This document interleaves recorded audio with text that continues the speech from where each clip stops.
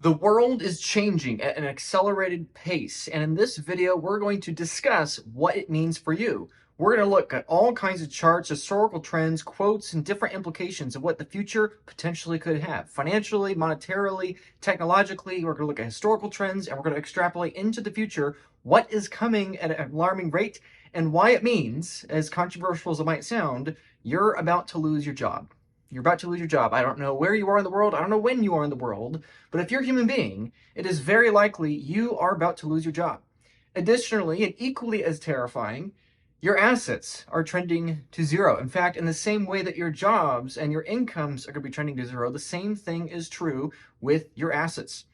Additionally, beyond those two things, Bitcoin is going to $40 million a coin. I know that might sound really high, really absurd, and totally unrelated from the former 2 points, but I'm telling you, all three of these things are connected. These all come down to the same underlying problem and the same underlying solution that's going to fix that problem. This is not a video about hype, Bitcoin number go up. This is just a warning of what's going to happen. It doesn't matter if you like it or not. It doesn't matter if you're optimistic or pessimistic. In this video, we're going to break down everything about why AI and robotics is coming for your jobs, what you can do about it, and why we have less in common with the future of the past, and how you can preserve your purchasing power into the future. So without further ado, I want to emphasize, this might sound scary. There might be things in this video that are controversial already in the first minute here or so.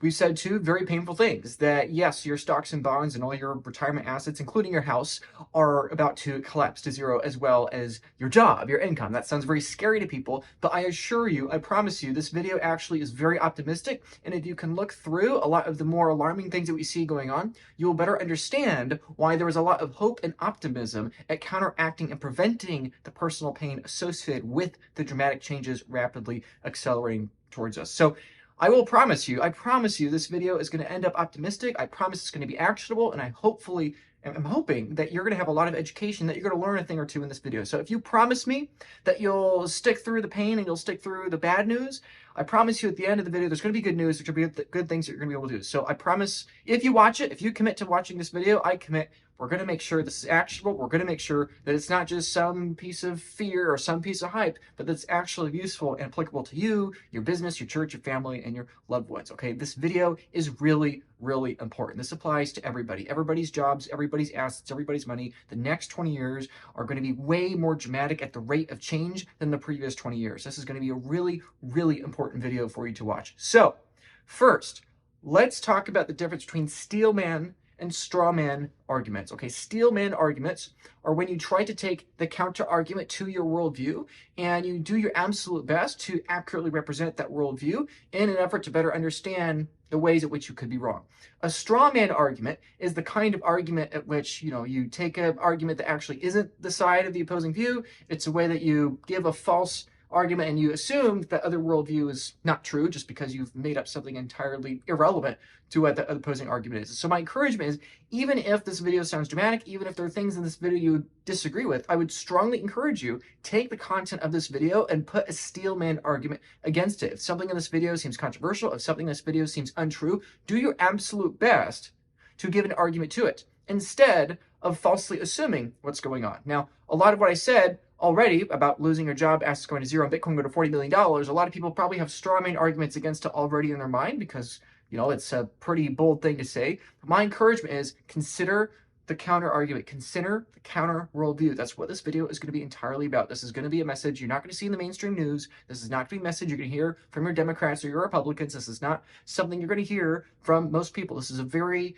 strange, right now, a very unpopular way to view the world. But I'm telling you, I have been obsessed on this topic for many years as somebody that used to oppose this kind of concept. And yet I have had to admit myself, I was wrong. I changed my mind. And hopefully in this video, you're going to be exposed to ideas that either will change your mind if you end up agreeing with me, or at the very least, you're going to get better at refining and consolidating your worldview to be more based on facts now that you're going to have a proper understanding of what the counter argument is. So first, let's steel man the argument of the traditional worldview, what most people think is going on in the world, right? The way that most people operate in the world right now is that we've been in a world where for the last 50 years or so, interest rates have gotten lower, house prices have gone up, stock prices have gone up, everything's been just fine, everything just trends up. Sure, the stock market might have a crash here and there, but it comes back every single time higher than it ever was before, right? So if we were to steel man the traditional worldview, You go to college, you get a job, you go in the workforce, you save 10 to 15% of your income, pay your taxes, put it all in your 401k, put it in your Roth IRA, do all the traditional retirement accounts.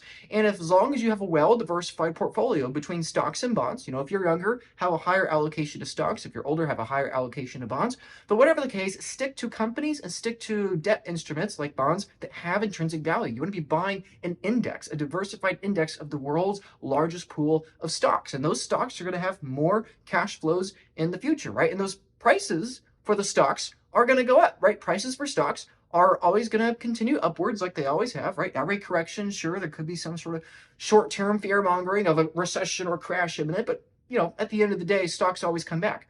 And the reason why they come back is because the economy gets bigger, right? Why do prices in the grocery market go up? Why do prices for your house go up? Why do energy prices and the price of stocks go up? Well, as the economy gets bigger, we need more currency to lubricate that economy, and it's just the way the world is, right?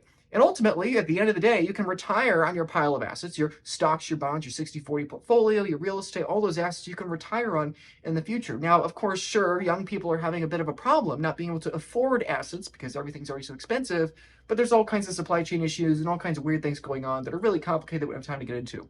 And ultimately, you should have a long-term view, and you should definitely avoid short-term speculation, in particular, Bitcoin, cryptocurrencies, gold, all that kind of stuff, right? That's just short-term speculation. There's no intrinsic value. There's no cash flows. You can't touch it. It's not tangible. I don't even really understand how it exists, right?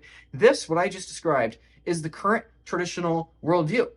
But in this video, like I said, we're going to give the counter argument to it. What I just outlined here is how most people view the world. It's the traditional way people view jobs. It's the traditional way people view college education. It's the traditional way people view retirement savings and long-term wealth planning. And in this video, I'm going to make the argument this is totally wrong. Now, that's another bold statement. So we're going to explain in 7 easy steps why this is wrong, going one step at a time. So no matter if you're new to this worldview or you've been exposed to it 100 times, hopefully we're going to go through in layman's terms, keep it as simple as possible, yet still give you an overarching worldview of what's coming. The first thing we're going to address is, what does it mean to monetize something? The second question we're going to ask is, why are we demonetizing the cost of living? Why is that happening? And again, of course, what does that mean?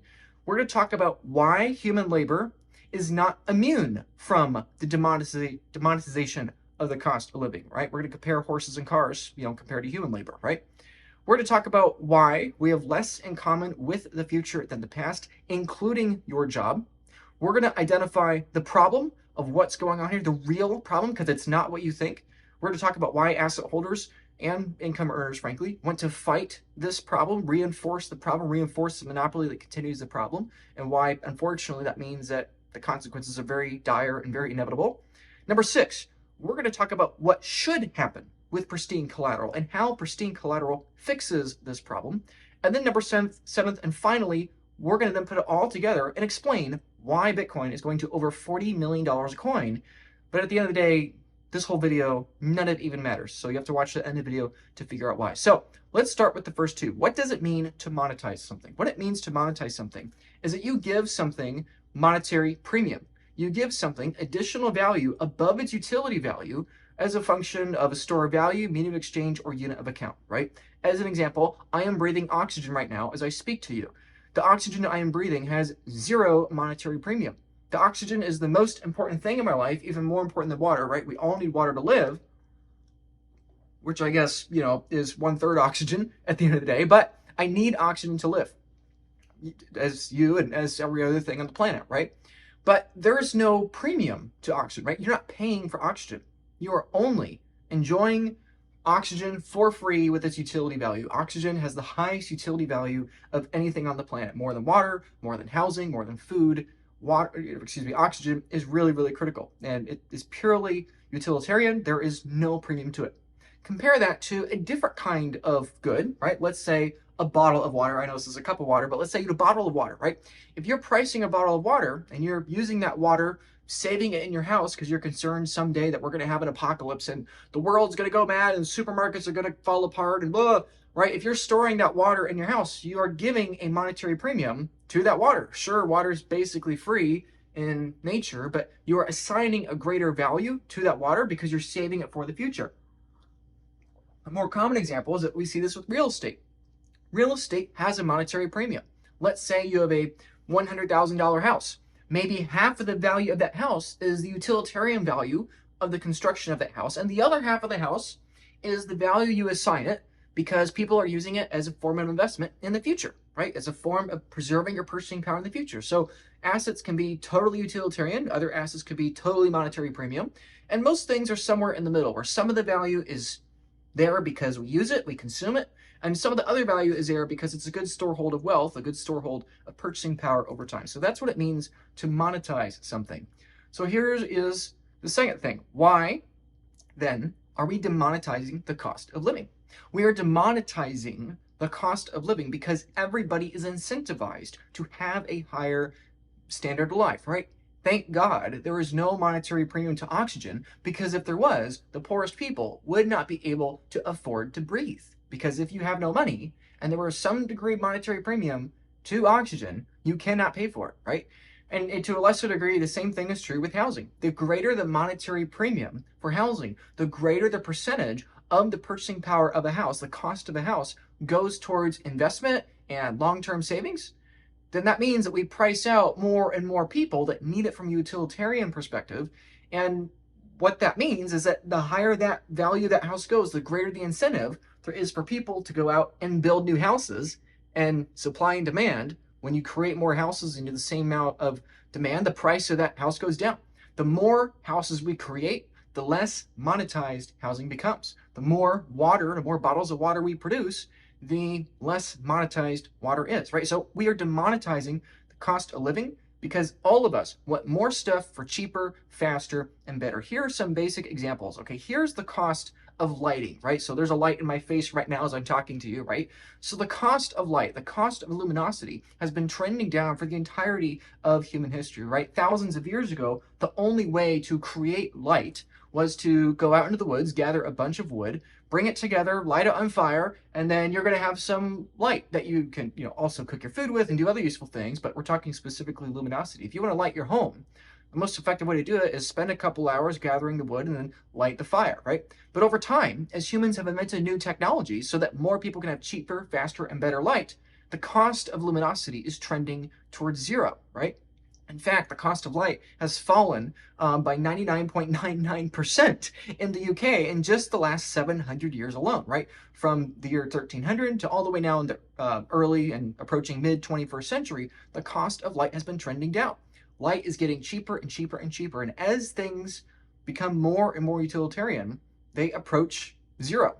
They approach the marginal cost of production, which gets ever closer to zero as people produce more stuff. The more stuff we produce, the more there is to go around for everybody. The more there is to go around for everybody, the less incentive you have to hold on to that asset, that commodity in the future. If you're a pessimist on the future and you believe that humans are going to get less efficient at creating artificial light, well, then you might want to start hoarding candles or LED light bulbs or lasers or whatever, because you're pessimistic on that future. You're giving that asset a monetary premium. You're using that commodity as a form of savings into the future. And so the more optimistic you are in the future, the less of that you want to have. And this is true not just with things like light or food or shelter. This is true with other kinds of things and financial instruments, right? This chart you see on the screen here is that of bonds. This is the interest rate for bonds over a similar time frame, right? We were just looking at luminosity, light. Light has gotten 1,000 times cheaper today than it was 1,000 years ago, right? For 1 hour worth of my labor today, I can afford a decade worth of light, right? But 1,000 years ago, it would take way, way more. The same thing is true with everything else. The cost of money is one of the most important prices in the world. The cost of interest, right? The interest rate. That has also been declining, okay? In the 1300s, the global average interest rate was between 10, 15, 18, 20% even. Then, 300 years ago, it was closer to 5 or 6%. Now, it's sub 3% or sub 2% in some cases. In brief periods of time, it's close to zero. The future cost of capital, the future cost of money has been trending down over the course of millennia, over the course of centuries, in the same way that every other commodity has been trending down. As we produce more stuff, as things get more competitive, the cost goes down. The monetary premium of the future value of money goes down because everything gets more and more competitive. Now, another good example, I think, is comparing it to, this is something I saw. I went to Israel a few years ago. This boat is of special importance because this boat was found on the Sea of Galilee. So for those familiar with the Gospels and the story of Jesus, when he lived in Capernaum, he had fishers of men, right? Fishermen that would use boats, right? This boat here is a artist's rendition of what the boat might look like, right? So there's the kinds of sailboats. And this is actually an idea that came into my head when I was there, witnessing this, was that this boat, actually, believe it or not, has a non-zero chance, a relatively decent chance of being the boat where Jesus' disciples used, where they lived, right? And it's not because we have any specific evidence to point to it, but it's just because 2,000 years ago in ancient Rome, boats were extremely scarce. This boat, there is evidence that this boat had been repaired on literally dozens of times over the course of years, right? My point is, over time, people are really good at making more stuff. And so the farther back in time you go, the more valuable a given thing was, right? This boat was extremely valuable, extremely expensive back then. Even though it was just made of wood and worked on wind power, it was extremely expensive. In fact, so rare that because there were very few of these boats on the entire sea, we could actually kind of guess, there's not that unreal of a chance that this is actually the boat that Jesus sat on at some point, right? So the point is, imagine if you were a fisherman back in those days and you saved your purchasing power in boats, right? Let's say you were a wealthy person 2,000 years ago and you said, I want to preserve my purchasing power in the future. So what I'm going to do is I'm going to buy a couple of these boats and I'm going to save them, right? Now, here we are 2,000 years later. The price, the cost of this boat in terms of man hours is literally 1,000 times cheaper today than it was back then. If you were that wealthy person 2,000 years ago, you would have lost almost all of your purchasing power as the future progressed, right? As a function of people creating more light, creating more food, creating more shelter, creating more everything, the cost, the monetary premium to those things goes down. It's in everybody's economic incentive to do that. And so now we're going to talk about why human labor, is not immune to this. So over the course of thousands of years, this has worked out perfectly fine, right? Why? Because even though human labor has also been getting less valuable as a larger and larger share shifts towards technology, the cost of living has been going down even faster, right? So yeah, sure, maybe the value of my labor gathering firewood to help a family 1,000 years ago have enough firewood to light their home, sure, maybe the value of my labor for that sector has decreased by a factor of 1,000.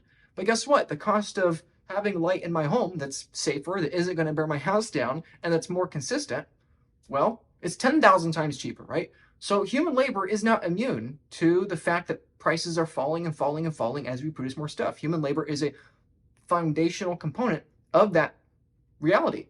But the cost of living is going down faster, so it's okay, right? Sure, my labor is getting worth less and less and less every year, right? My income is falling in terms of purchasing power, right? But actually, an equal amount of stuff I'm able to buy because the whole world got cheaper, right? And so the problem here is that the same thing is true with horses, right? For thousands of years, horses had more and more jobs that were safer jobs and more well-sustaining jobs, right? If you look at the average horse's life 300 years ago versus 3,000 years ago, every single time you'd want to be the horse from 300 years ago, right? But the problem is that when the general purpose horse, aka the car, came to market, everything changed. And all of a sudden we had a step function change that went to a whole new level. For thousands of years, the upper limit of productivity of transportation was the metabolism of the horse. It was the horse's ability to convert hay into speed. That was the upper limit for how fast humans can travel.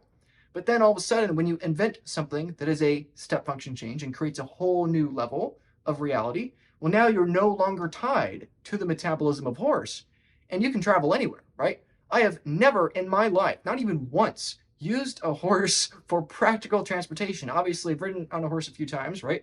But I've never done it out of necessity. I've only done it out of enjoyment. Not a single person ever has done that, right? It's true with human labor as well, which is something really uncomfortable people don't want to admit, right? In the same way that the bottleneck of transportation for thousands of years was the metabolism of horse. Likewise, the bottleneck for productivity today is human time. If you create a new invention that is no longer bound or no longer constrained by a 1-to-1 ratio of time spent versus productivity gained, this is AI we're talking about, then everything changes. And this is what makes this time different. This is what changes everything. People say, oh, AI is coming. These bots are coming. The robots are coming. The software programs are coming. But, like every other industry, just like the internet, just like the Industrial Revolution, there were new jobs. There were new jobs. People can do that. I'm telling you, this time is different. And I know that's bold to say because every other time has not been different, but this time genuinely is different, right? If you were a horse and I was a horse and we were talking to each other 100 years ago, we could have easily had the conversation, yeah, this car thing is new and it's going to fit a certain niche and it's going to be cool. It's going to be a big deal. But ultimately, horses have always had jobs, right? You're a horse, I'm a horse. We've always had jobs, right? Our jobs have only gotten better. Why on earth would our jobs go away? But I'm telling you, this time is different because this car can do something we can't do. Right? We are limited by how much hay we can consume as horses. And the more hay we consume, the farther we can move the people, right? And they're going to continue to breed us over many, many generations, trying to get a bigger, better, faster horse, right? But the car is a totally new thing. It's going to take people to places we could never do it. And it's going to do it cheaper. It's going to do it faster. And in 100 years, for every mile that humans traverse, 99.9% of all miles are going to be with cars, not horses. The same thing is true with human labor. If you control the bottleneck of a factory, you control the entire factory. You can have a factory with 1,000 moving parts, but if there's one critical component that you need that all the other 999 parts are relying on, if you control that one component, you control everything. And like I said a moment ago, the bottleneck of productivity today, the bottleneck of productivity of the horse was the limit of metabolism, like I said, right? And the car broke through that. This time was different. This time was not like the 1700s or the 1500s or the 1300s or the 900s or the 1000 BC, right? This time was different, right? You had less in common with the future and the past if you were a horse at the turn of the 20th century. And the same thing is going to be true here for humans in the mid-21st century. The bottleneck for human productivity is time, and AI is not constrained by time. Human beings are constrained by working 40 hours a week at 90% efficiency. Imagine if you have an AI. The AI doesn't have to be better than people. It doesn't have to be smarter than people. It just has to be half as good as people. And it can work all day, every day at 95% efficiency, right? Right now, at the time of recording here in the year 2025, there are 5 billion years of productivity added to the world every single year, right? In the world, there are 5.36 billion adults in the world. Right now, about 1/3 of a billion adults have the luxury of being retired, especially if you're here in the United States, Europe, Australia, Canada, right? If you're in modern, Western world, right, you have the luxury of retirement. So if we subtract about 1/3 of a billion people, that means that every single year, we have 5 billion people contributing 1 year to global productivity. Some of that labor is exceedingly valuable and people make literally millions of dollars a year. Much of the labor is not economically that valuable. Even though all people are equal in the eyes of God, even though all people are equally as important, economically speaking, some people are just much more profitable at the amount of output they're able to create versus other people. And the same thing is going to be true with AI. If AI is equally as efficient on the 1-to-1 scale to humans, you only need 50 billion AIs to suddenly have humans only make up 10% of that future job market. Okay, let me say it again. Okay, assuming AI is equally as useful as humans. Now, I don't believe that. I think AI is going to be way more useful minute by minute than a human laborer is, right? I use AI every single day. If you've not used AI yet, I encourage you to check it out. The scary thing here is that this is the worst AI is ever going to be again, right? And my point here is that if we only have 50 billion AIs digitally sitting on computers or whatever, right? 50 billion human level outputs, all of a sudden, human beings only make up 10% of the workforce. And actually, it's even worse. Why? Because an AI can work 4 times more time than a human being. A human being can put in 40 hours a week, right? And AI is going to put 3 to 4 times as much effort in, probably to higher efficiency. So in terms of actual hours, not in terms of years, but in terms of the hours, it's going to be more like 3%, 2 or 3% time, right? AI does not have to be 10 times faster than people. for it to take up the vast majority of hours worked in a given year. It also doesn't have to be 10 times better, even though it probably will be 100 times better and 100 times faster. It doesn't have to be. It only has to be more cost effective. Every single year in the 2040s could potentially have as much productivity as the first half of the 20th century, right? I know that might sound crazy. I know that might sound like some outlandish dramatic prediction that within 10 or 20 years we could be seeing more change every year than the entire first half of a century, just, in the recent memory. But keep in mind, again, think in comparison to horses and cars. The automobile not only was a better horse, it was 10 times, 100 times, 1,000 times better than the horse. Humans are traveling 1,000 times more miles per capita today than they were ever on a horse standard, because cars are way more cheaper, right? The same thing is true with luminosity, going back to light, right? The average human being per capita is using artificial light 1,000 times more than the average human was a few thousand years ago, because it was so much cheaper. As people produce new technologies at cheaper, faster, better rates, more productivity flows to the world and people were able to do more and more. And so I think it is totally possible that if right now we're contributing 5 billion years of productivity, and 100 years ago we were contributing, let's say, 2 billion years of productivity, we could literally be producing 2 billion years of labor productivity every single month, potentially, in just a couple decades. Which a couple decades is a long time, but for the kind and the degree of change I'm talking about, it's overnight in the span of history, right? And I want to emphasize here, I'm agnostic to the outcome. Okay, there are pros to this, there are cons to this. The pro to this is that life and the cost of living is about to get a lot cheaper in terms of time. The downside is that it's going to take a lot more time to earn that same productivity, right? Just like with the cost of everything else we've already looked at, human labor is also declining in relative purchasing power, right? And again, to emphasize why that is the case, imagine if you're a person thousands of years ago digging a hole. Your job is to dig a hole for whatever reason, right? I could spend an hour with a shovel and get so far, but now today I can use a backhoe and get literally 1,000 times more productive output for the same 1 man hour that was expended. But the problem is, as more and more technology becomes as more and more of that productivity is reliant on technology, the actual value of human labor in the total value of the output is shrinking.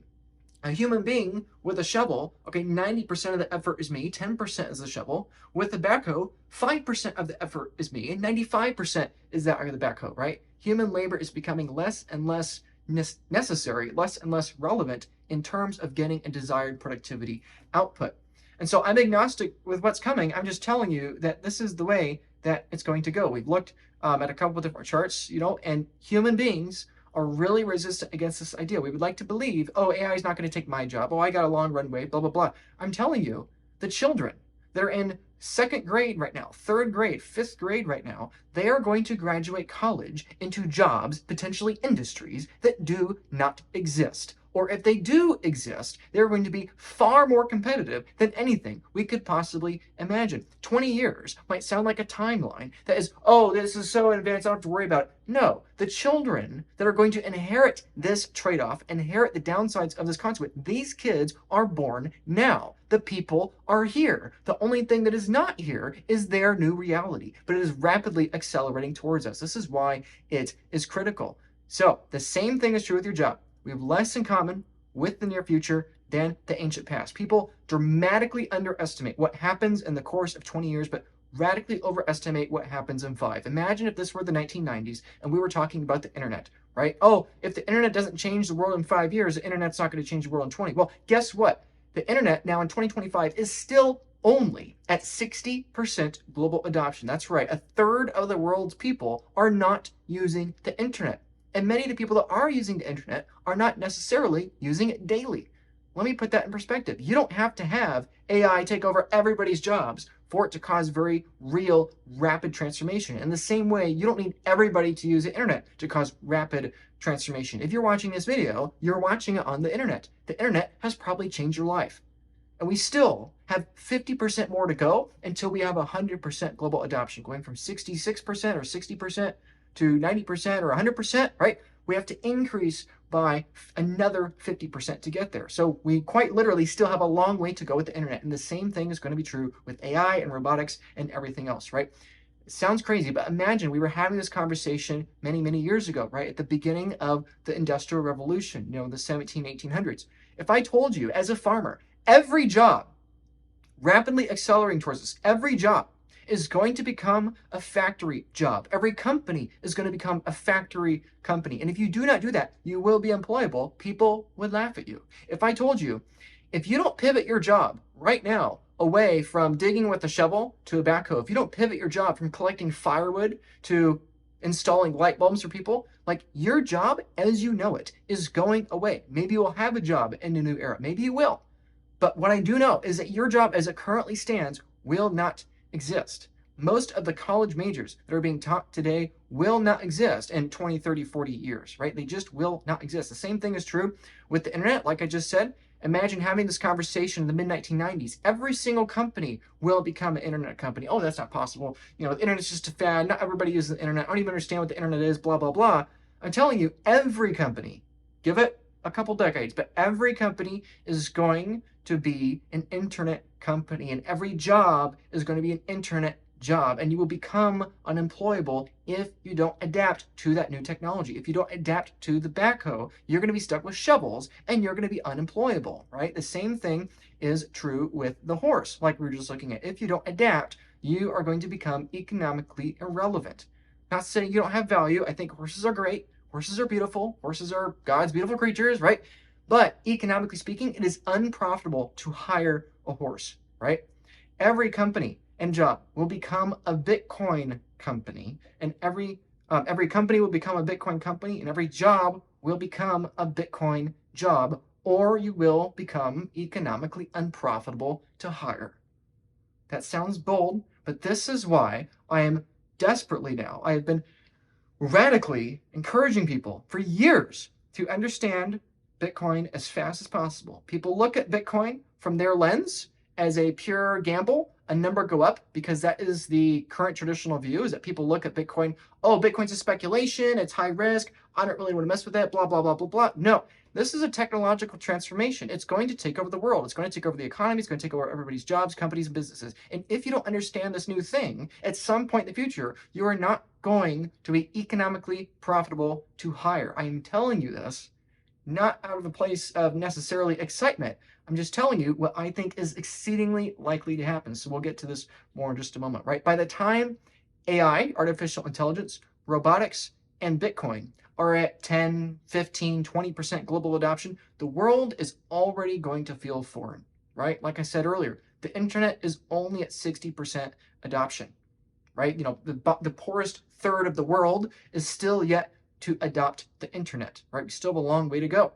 My point is, you don't have to say, like, a lot of people are going to watch this video and say, oh, look, that's all just pure speculation. That's going to be decades and decades away. Sure, it's going to be decades away, but that future is such a higher order of magnitude away that the path to get there, the exponential curve to get there, is going to be dramatic, right? Just like we were talking about with the horse. Sure, the total adoption of the automobile may not happen until the 1970s, like it did if you are looking at the chart right here. It may not happen in the 1970s, but that doesn't mean that 1910 to 1920 is not going to be destructive, okay? The 1910s were destructive if you were a horse trying to find a job. The 2020s were even more destructive. The 2030s, 2040, or excuse me, 1920s, 1930s, 1940s, right? The same thing is true with human beings. You might look at this video and say, oh, that's so far away from mass adoption. But I'm telling you, you don't have to have mass adoption on the world to have a massive impact on your life, okay? I know a lot of people may think that because they've been hearing about this for years that it's still a long ways away, and in many ways it still is a long ways away. However, the robots are coming, the humanoid robots are coming, the AI is coming. It is starting to be visible on the horizon, okay? If you're a horse, you can hear about the car for literally decades, but the moment you start to see cars actually on the road, that is the moment where you should have your ears perk up. That is the moment where the exponential trend is becoming so large and so obvious. All it takes is 1, 2, maybe 3 more iterations for all of a sudden it just appears out of nowhere and it absolutely takes over. And the same way a virus spreads exponentially, at the same way that debt grows exponentially, at the same way investment returns exponentially. It's the same thing here. Any exponential trend, inherently, the largest change is in the final few moments. And AI might feel like it's super far away, but I'm telling you, it's coming a lot sooner than you think. If you don't believe me, let's look at some popular jobs here, right? The number one popular job here in the United States is that of a retail salesperson. And I'm saying all this as somebody that used to work in retail, right? I worked in retail for over 5 years. I liked the job. There were things I didn't like, of course, but that's how every job is, right? But the largest, most common job in America is retail. Okay, when was the last time you went to a store and you saw an automated self-checkout? It's pretty common, right? And guess what? It's going to be even more common as AI gets better and better, as computers and technology gets better and better, and it gets cheaper and cheaper for more people, right? This is a job that's going to have massive disruption from software and from robotics. Home health and personal care aides, general and operations manager, fast food and counter workers. Number 5, cashiers. Number 6, registered nurses. Number 7, laborers and freight, stock, and material movers. Number 9, customer service representatives. Number 9, stockers and order fillers, cooks. Most of these jobs have some degree of disruption. Most of the largest jobs have high degrees of disruption. And white-collar jobs do as well, because those people have higher incomes, and so, of course, there's a greater economic incentive to displace them, right? In fact, most of those jobs are already remote. They're mostly digital anyways, right? Why hire an employee that's going to show up to only 80% of their Zoom meetings and be half engaged, when instead you can have a robot doing 3 times the work, twice as efficiency for 4 times more hours per week. And they don't, need benefits, and they don't complain like the humans, right? And this is a fundamental component of what I've been talking about for over 5 years now online. I've been talking about it consistently. Really, the message has only started to get a lot of traction in the last 2-3 years or so online. But this is the banner on my X, or formerly known as Twitter, profile page, right? This whole point. If you are trying to put a horse and a locomotive in a head-to-head race where they're racing towards each other, like, it's not even a question. To the human beings that have only known the horse for thousands of years, that have never even had the concept of a locomotive because it doesn't even compute to them, they're not going to understand how inevitable the horse's demise is until they see them over the hill racing towards each other. And it's not even going to be a question. The horse is going to become a pancake as the locomotive runs it over, right? You cannot judge the future system in terms of the former system. And that's why you have to get new exposure to the new system if we're going to preserve your economic purchasing power. So let's talk about the problem, the real problem. What's going on here, okay? Step number 5, the real problem. Asset holders, human beings, want to fight deflation. We want to fight it and reinforce the monopoly we currently have. Now, what on earth does that have to do with anything I've been talking about? Here is what I mean. The cost of light has been trending down for literally millennia, okay? The cost of a boat has been trending down for literally millennia. The cost of food has been trending down. The cost of everything has been trending down for literally millennia, right? Including human labor. Human labor is becoming less and less reliant on the human alone and more and more reliant on technology. And we are facing a step function change that is no longer bound by the bottleneck of time at a 1-to-1 ratio, but now time can be a 5-to-1 ratio. AI is what enables us. But the problem is, humans should be benefiting from this technology, but we're not. Okay? Are your gas prices cheaper now than they were 10 years ago? No, they are not. Is your food cheaper now than it was 10 years ago? No, it is not. What about your heating bill, right? What about everything in your life? Everything in your life, besides maybe a TV, everything in your life is more expensive now than it was 10 years ago. Why is it happening? That is the real problem. If human labor is getting less and less and less valuable because we're producing more and more economic output and there's more and more competition, if human labor is getting less valuable and the cost of living is also going down, everything's fine.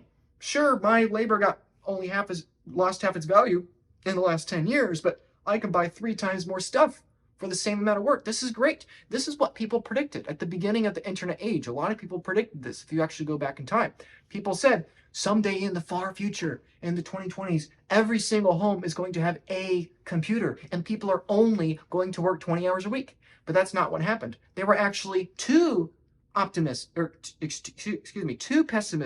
when it came to predicting the future. We surpassed our expectations. Not only does every home have a computer, every home has at least 12 different computers, right? So they were actually way too conservative at predicting how much future technology would change the world, but they were way too optimistic at predicting how few hours people would have to work. Why is it that now 30, 40, 50 years later in the internet era, Every single person has these technologies at their fingertips, but yet people are working longer, harder hours than they ever were.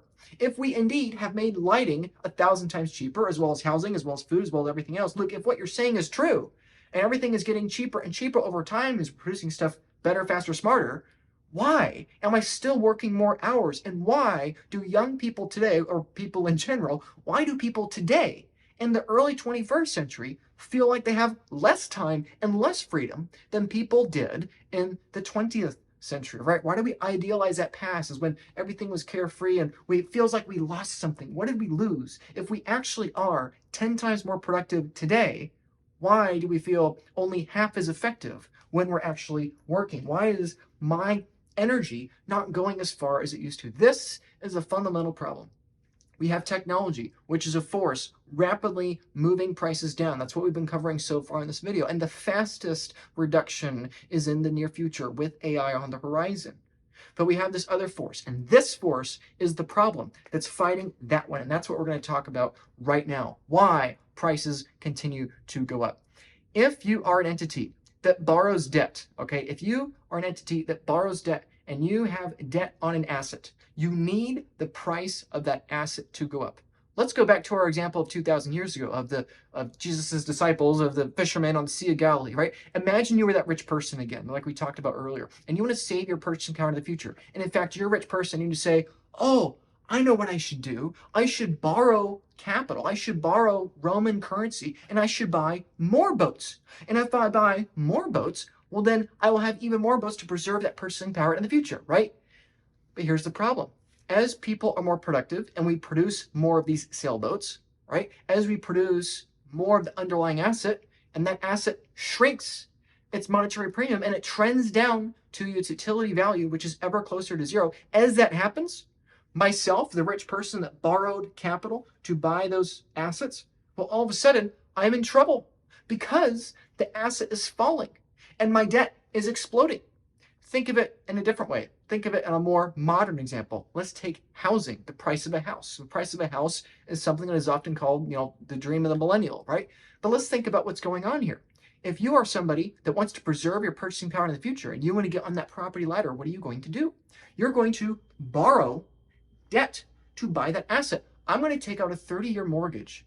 I'm going to take out a bunch of capital from the future, bring it to today, and buy that house. What have I done? I have taken something with utility value and I've given it monetary premium because I'm pricing in the future. When people take out a 30-year mortgage, they're taking some of the monetary premium 30 years from now and plugging it in today, forcing the price of that house up. And if I am this homeowner, I do not want to see my house get cheaper.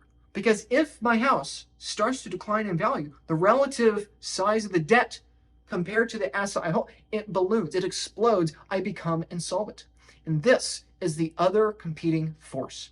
We have technology on one side of the equation trying to make life cheaper, trying to make food cheaper, trying to make the cost of living cheaper, right? Trying to make credit cheaper. It's trying to make everything cheaper, including human labor. But the problem is that people want to resist that. No person wants to hear that, hey, I'm going to lose some monetary premium in my work next year, right? Oh, wait, hey, I'm getting a wage cut next year. Nobody wants to hear that. And the same thing is true with asset holders. Nobody that has assets on their balance sheet and debt on their balance sheet, nobody wants to see the value of their assets trend down for them, even though it actually means there's more wealth for the world because more stuff has been produced, right? And so what this means is that everything trends towards monopoly. Everybody increasingly hates the monopoly, and yet we all reinforce it. Everybody keeps buying these houses because everybody wants a place to live, but nobody wants to see the cost of housing go down, except the people that don't have houses. Because for the people that do own houses, what it means if the cost of housing goes down is that the debt relative to their asset absolutely balloons. And in the same way it's true for the homeowner, it's also true for the nation state. The country, the politicians, the bankers, the asset holders, and the laborers, everybody at every level of society has an incentive to dilute the money so that we can continue to create debt. And therefore we create a debt-based money system. We have more in common with the ancient past than the near future. In the near future, this system's going away. That's what Bitcoin disrupts. But we have very much in common with the people of 2,000 years ago. Everybody is incentivized to see the nominal term cost of the boat go up. The fisherman wants to see his income go up, right? The person borrowing Roman currency to buy more boats, he wants to see the price of his boats going up. And the Roman government wants to see the price, the cost of their currency go down, right? They want to see their currency decline in value because that's going to erode away their debt. And the same thing is true with human beings. And this is a feedback loop that gets stronger and stronger and stronger. Why? Because the debt explodes relative to the assets every single time we allow technology to force or to allow prices to fall. We keep forcing prices up, right? The cost of a candle, as an example, getting back to light, the cost of a candle, a couple hundred years ago was whatever, $1, right? And now a light bulb is whatever, $2 or something, right? Like, even though it's something literally 1,000 times more efficient, it still costs twice the money. We have to have the cost of everything go up to be able to service the debt. Now, some people are going to pivot to universal basic income, right? Typically more left-leaning folks. Other people are going to pivot to tariffs. We're seeing that a lot right now. But ultimately, all these things are zero-sum thinking. The fundamental problem we face is not tariffs of one thing going here, going the other. It's all a zero-sum game. The problem is not universal basic income. In both of these scenarios, you're just shifting money from group A to group B back and forth. That's the nature of politics. Politics doesn't create new wealth. Politics only redistributes wealth that already exists, right? People are going to try to regulate change, try to regulate these new industries, but ultimately that only enshrines the monopoly that already exists. It's a feedback loop that continues. The bubble of needing bigger and bigger collateral must grow to be able to service the debt, because if the bubble doesn't grow, the debt explodes and nobody wants to see themselves go bankrupt, right? Technology is fighting the central planners. As much as we may not like central planners and how corrupt we feel they are, we still want them when it ultimately comes down to the bottom line, which is, am I still going to have the same income in terms of our local currency? Are my assets still going to have the same purchasing power as in terms of my local currency, right? When you can't grow the value of assets, you have to steal new assets. And this is ultimately the problem. When we force up the price of collateral so much, it can't go up any higher. We have to steal new wealth from other people. If you can't force up the premium of something anymore, if you can't force up the monetary premium of your hoard of water anymore, of your real estate, of your gold, of your oil anymore, if you can't force it up anymore, you have to go steal new wealth. And this cycle continues. This feedback loop continues until there is nothing left to steal from anymore. And that is the moment at which this bubble bursts. Now, I know this all might sound pretty complicated, but let's give a historical example, hopefully to give a more tangible, intuitive understanding of what I'm talking about here, right? This chart is a chart of the Dutch Empire at their height, right? The Dutch East India Company is one of the most famous monopolies in history with the spice trade, right? You have, in the Netherlands, the Dutch in Northern Europe, them being the master of the seas way before the British were, well over a century before the British were, trading spices all over the world, from Japan and India, Southern Africa, Cape Town, which I'm very grateful to have been for a Bitcoin conference, all over in South America and the West Indies, right? All kinds of places, right? In fact, Australia was once called New Holland, and what is now called New York City was once New Amsterdam. The Dutch were pretty good at getting around when it came to the spice trade, right? And so what happened? What happened is we got better. We made more and more spices, right? In the same way we've talked about everything else, spices lost their monetary premium and they became more and more utilitarian, right? In your kitchen, you probably have more spices expired than the average person had ever in their lifetime 500 years ago, right? You have more wealth today in terms of purchasing power. You have a higher luxury of the options and quantity and probably quality of spices in your personal possession than the people in the top 1% or 5% of society did a few hundred years ago, right? We demonetized spices, just like with everything else. Spices had a high monetary premium, so there was a high incentive for the Dutch to go out and make more, because, hey, this business is making us a lot of money because these spices are worth a lot. But, we made so many spices, we declined the value so much that all of a sudden the spices aren't worth anything anymore because everybody has it, right? It's like oxygen. Imagine trying to sell oxygen to your neighbor. It's like, yeah, they kind of need it to live, but they're not going to pay you anything for it. The same thing is true with spices. The Dutch were so successful at creating more wealth for everybody that they blew up. How did they blow up? This is how. Okay, this chart that you're looking at here is the total returns of their stock market indexed against the British. You have the British in blue, the Dutch in red. And what happened is that the Dutch were very, very successful at controlling the monopoly of the spice trade for a very, very long time, well over a century, right? But what eventually happened is that their debt burdens grew too much. The Bank of Amsterdam was the first central bank in modern history, and they had more and more debt in terms of the local currency, which were guilders, and that debt grew and grew and grew on the debt side of their balance sheet. But the asset side of the balance sheet, spices, the ships moving the spices around, right? The military to defend the waterways that you can move the spices with, right? Everything to do with the spice trade, right, is on the asset side, the wealth of the proverbial nation, right? The wealth of the total economy. But the problem is, as spices got more and more frequent and common and affordable for everybody, all of a sudden the debts start to explode. And this causes a feedback loop, right? Because now you have to enshrine the monopoly more, squash the competition even more, reinforce, grow the military, re-incentivize that system. And all the laborers, all the people working for an hourly wage, they demand higher salaries. All the people holding the assets, being the shareholders of the monopoly, they demand everything keeps going. Please keep printing your money. We hate that you're printing money, but please keep printing money so you can keep the price of assets going up relative compared to the debt. But unfortunately, that is not sustainable. When you have a debt-based scheme like that, that is a Ponzi scheme, and that eventually will fail. It might take a very, very long time. It took about 300 years for the Dutch to go through their full cycle. But eventually what happened is that, sure, the Dutch stock market went up forever. And every time it continued to recover until someday it didn't. In the late 1700s, it didn't recover that time.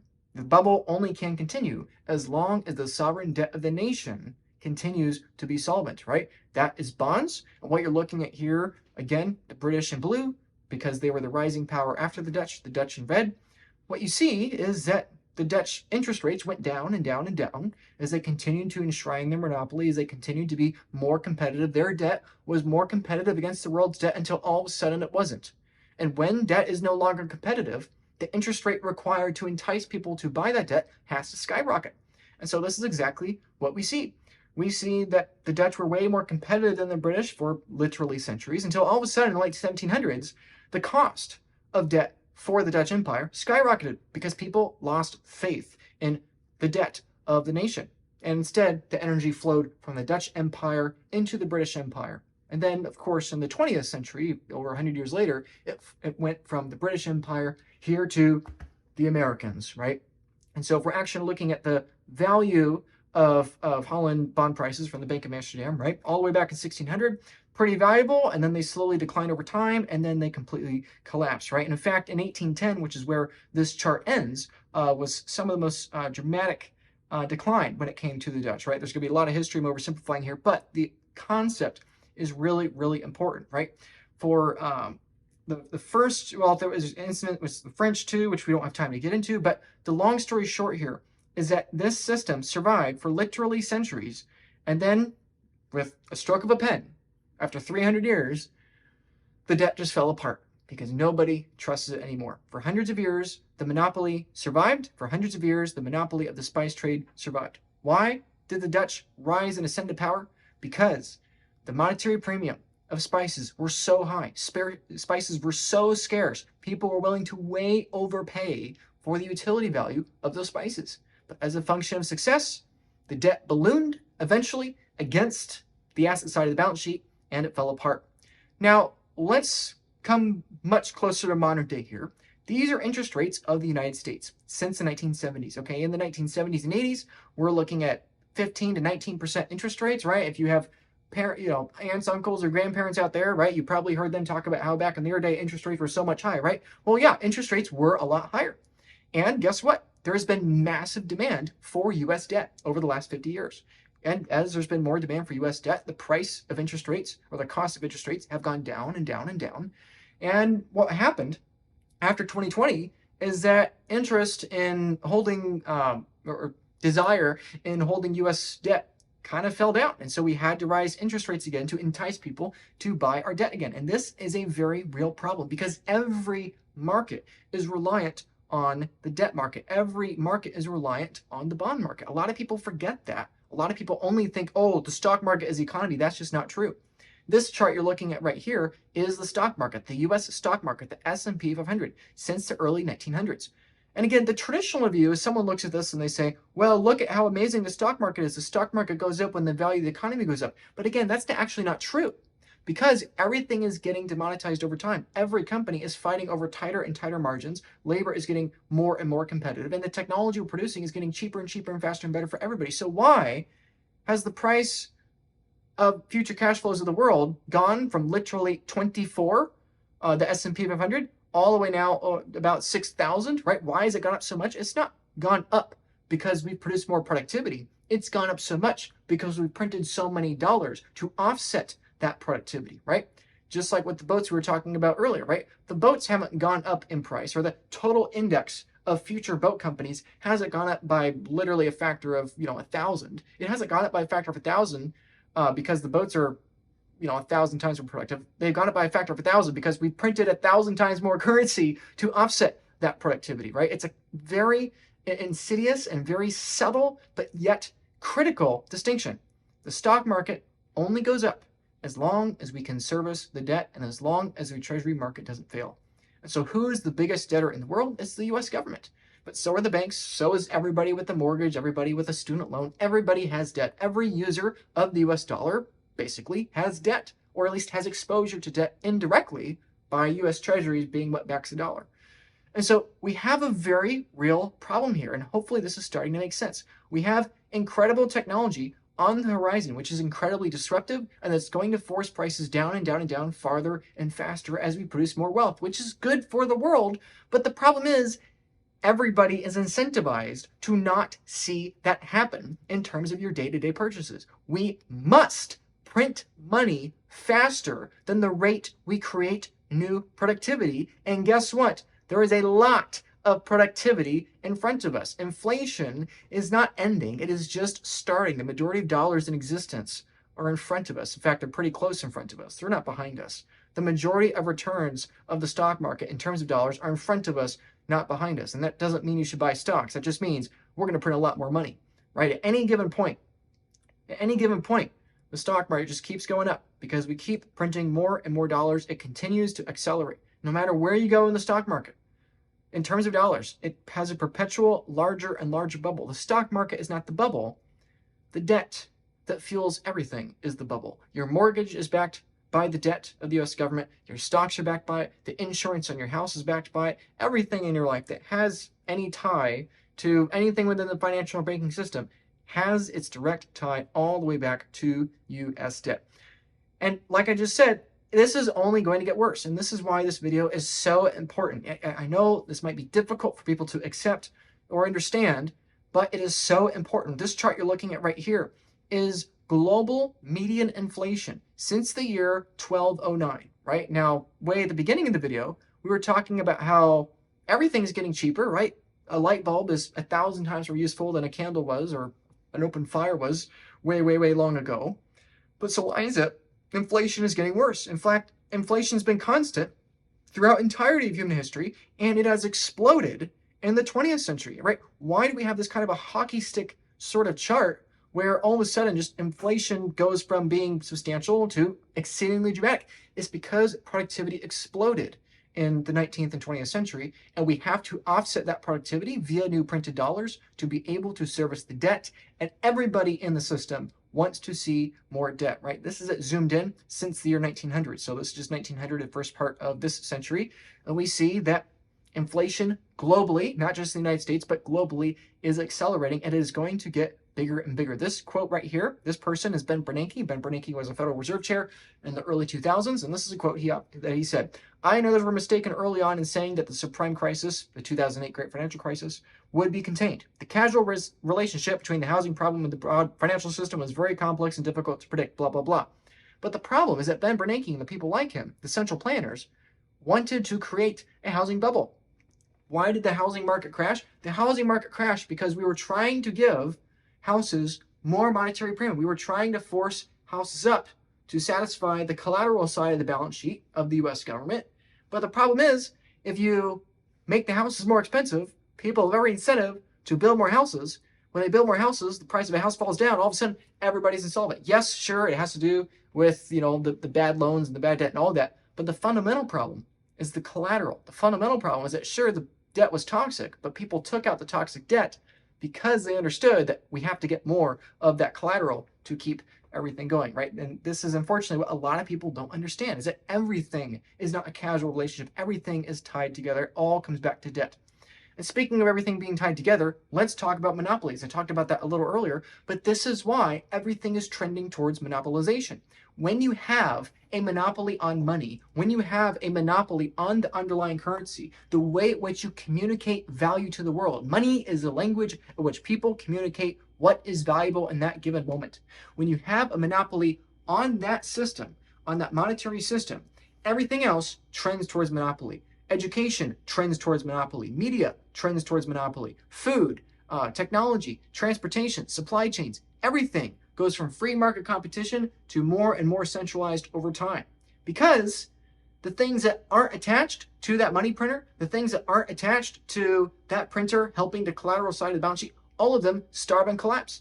I think a lot of people can see this intuitively with the way the world's gone the last 50 years, but this chart you're looking at right here are the 6 big media companies that basically control 90% of all media in America. In the year 1983, 90% of US media was owned by 50 companies.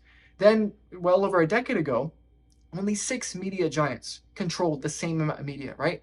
And if this continues, if this money printing system continues, eventually it will continue to trend to what, right? The same way with the Dutch, they had a monopoly over the spice trade. The same thing is going to be true with America's monopoly, which is data and information, right? With the British, it was textiles. With other empires and countries, it was different things, right? We just looked at media. Here's food. Okay, food is centralizing. The world is getting more centralized. Supply chains, transportation, food, everything else I already said, everything's getting more centralized. The customers of colleges are not students. The customers of colleges are the subsidized debt from the government. These corporations have to get bigger. They have to centralize. They have to monopolize if they want to survive. Because the things they're producing are being demonetized. The things they're producing are going down and down and down. And so what they need is to be closer to the money printer, closer to the place where the currency is issued so they can get a larger share of that currency, larger share of that debt. And the monopolization continues to be reinforced back on itself again and again and again. No worker wants deflation. Nobody wants to see the cost of their labor go down. No asset holder, no holder of shares in a company wants to see their asset go down, right? And so what happens is that asset holders steal from workers via inflation. Inflation is an accounting trick, right? Let's give an example of March of 2020. In March of 2020, there was the pandemic, the world shut down, everybody freaked out, and America realized, oh my goodness, we're about to see massive deflation as everything goes to virtual, goes to remote, and industries shut down. What we need to do is we need to print a bunch more money. We need to dilute currency way more. So what do? We printed a bunch of money. We gave it to American citizens and American businesses, which caused what? More monopolization, right? You destroy the competitive advantage of the small and pop businesses. You centralize things more and more. And what that is, it's an accounting trick to steal from the poorest people in the world and centralize that wealth towards yourself. The way America got out of the lockdown of 2020 was not by printing money. Zero new wealth is created by printing ones and zeros and pieces of paper. It is all an accounting trick. It is all fraud. If you give yourself a larger share of the total pie, you are effectively stealing the resources, commodities, and labor of the rest of the world. Okay? Until the artificial inflation stops and collapses back to deflation. This has to continue. The debt cannot reset to back what it was before. People don't want to see that happen, and just the math doesn't add up. There's more debt in existence than dollars, and so the dollars inherently can't pay back the debt. If you don't have enough dollars to pay back the debt, well, then the debt just continues to balloon indefinitely. So I think we've covered that monopolization topic pretty well. I want to take a brief moment, rest my voice, and let you hear from the largest hedge fund manager in the world, Ray Dalio. I don't agree with everything that Ray Dalio talks about. However, he's saying something very important here that's very related to what we're talking about. Highly encourage you to listen to this couple minute segment here. I want to ask you about something that's on a lot of people's minds, your predictions for the future. And I want to start with the R word. I know you think this is just a piece of it. Of course, I'm talking about a recession. Do you think it is likely that the United States will dip into a recession because of President Trump's tariffs? I think that right now we are at a decision-making point and very close to a recession. And I'm worried about something worse than a recession if this isn't handled well. A recession is 2 negative quarters of GDP, and whether it goes slightly there, we always have those things. We have something that's much more profound. We have a breaking down of the monetary order. We are going to change the monetary order because we cannot spend the amounts of money, so we have that problem. And when we talk about the dollar and we talk about tariffs, we have that. We are having profound changes in our domestic order, how ruling is existing, and we're having profound changes in the world order. Such times are very much like the 1930s. I've studied history, and this repeats over and over again. So if you take tariffs, if you take debt, if you take the rising power challenging the existing power, if you take those factors and look at the factors, those changes in the orders, the systems, are very, very disruptive. How that's handled could produce something that is much worse than a recession, or it could be handled well. Let's take the debt situation. Yeah. I'm sorry, go ahead. Well, very quickly, because I want to be very specific about what you mean. You're saying worse than recession. You're saying this is reminiscent of the 1930s. We should tell our viewers you correctly predicted the 2008 financial crisis. What is your prediction for where the country is headed right now? Right now, we're at a juncture. Let's take the budget. If the budget deficit can be reduced to 3% of GDP, it will be about 7% if things are not changed. If it could be reduced to about 3% of GDP, and these trade deficits and so on are managed in the right way, this could all be managed very well. I believe that members of Congress should take the pledge, what I call the 3% pledge, that in one way or another, that they will get that budget deficit down to that number. If they don't, we're going to have a supply-demand problem for debt at the same time as we have these other problems. And the results of that will be worse than a normal recession. So a supply-demand problem for debt. Okay, this is something. What is he actually saying here, right? Let's cut through the noise. What is he actually saying here? Okay, the top commenter is spot on in the video here. He's talking about the world dumping U.S. debt. Precisely. Okay, if you have a monopoly over an asset that everybody is monetizing a lot, cough, cough, the spice trade with the Dutch, right? Or, the British or the Japanese or the Chinese or the Turks or the Italians or the French or the Spanish or the Germans or the Brazilians or the South Africans or the Australians. This has happened hundreds and hundreds of times throughout history. But what he's talking about here is that if there is a problem of demand for the debt, that debt explodes. Inflation gets out of control and it becomes only more competitive. Okay, the more productive people are at producing better, faster, cheaper services, the faster this is accelerated. The faster this is accelerated, the more and more people reduce their demand for that debt, and it compounds in a vicious way that once it really gets going is virtually impossible to stop. We've seen this throughout history, and unfortunately, I believe Ray Dalio is right. Okay, this is something I realized in 2020, 5 years ago now, I can't believe it. But I realized in 2020, and this is really what got me down the Bitcoin rabbit hole, was realizing that U.S. debt was not having the same demand it was, right? It should have been having all kinds of demand in the crash of March and April of 2020 with the pandemic, but it didn't, right? In fact, recently, just a couple years ago, we had the longest stretch of losses for U.S. treasuries, which is U.S. debt, since 1787. Okay, we are having historical lack of demand for debt. Now, a lot of people would say, well, that might just be temporary. I'm telling you, I strongly don't believe it is. Why? Because there is a massive amount of productivity coming, right? We talked earlier. There's more and more competition coming. It's going to get harder and harder for people to earn income. It's going to get harder and harder for assets to be able to be monetized because it's just going to get more and more competitive. It's way harder to monetize a house and force the price up when you're creating more and more houses exponentially. It's way harder to keep people's wages up and therefore keep your income taxes up when all of a sudden you have all kinds of technology that's causing wages to collapse, right? Which in a normal world with a proper measuring stick would be good, because that would mean people would only need to work 30-hour weeks to live, then 20-hour weeks to live, then 10-hour weeks to live. But that's not the world we live in, because we have to print more debt, or we have to print more dollars to subsidize the debt, to prevent bankruptcy, to prevent default of every layer of society, right? This is a massive fundamental problem. And the more optimistic you are on technology, which I'm very optimistic, the more dangerously pessimistic you are on demand of debt in the future. Even the government itself is admitting this. Okay, this chart you're seeing here is projected towards the future. This is not a chart I made. This is not a chart Ray Dalio made. This is a chart from the US government, okay? The historical and current policy projections for debt held by the public throughout the rest of the 21st century here. The US government itself is predicting debt held by the public at that comically linear path all the way out to the end of the century at being near 700%, okay?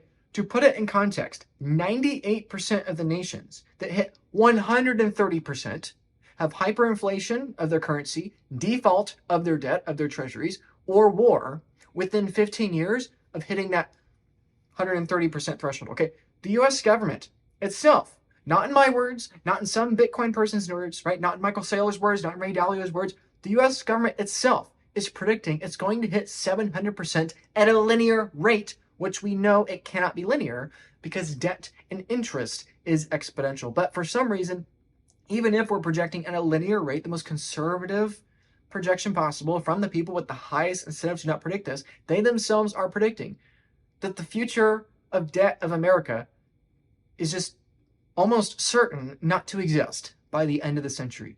And this is something exceedingly hard to predict. I want to make that very clear. I'm not saying a specific timeline of when this is going to happen. I'm saying it's going to happen, okay?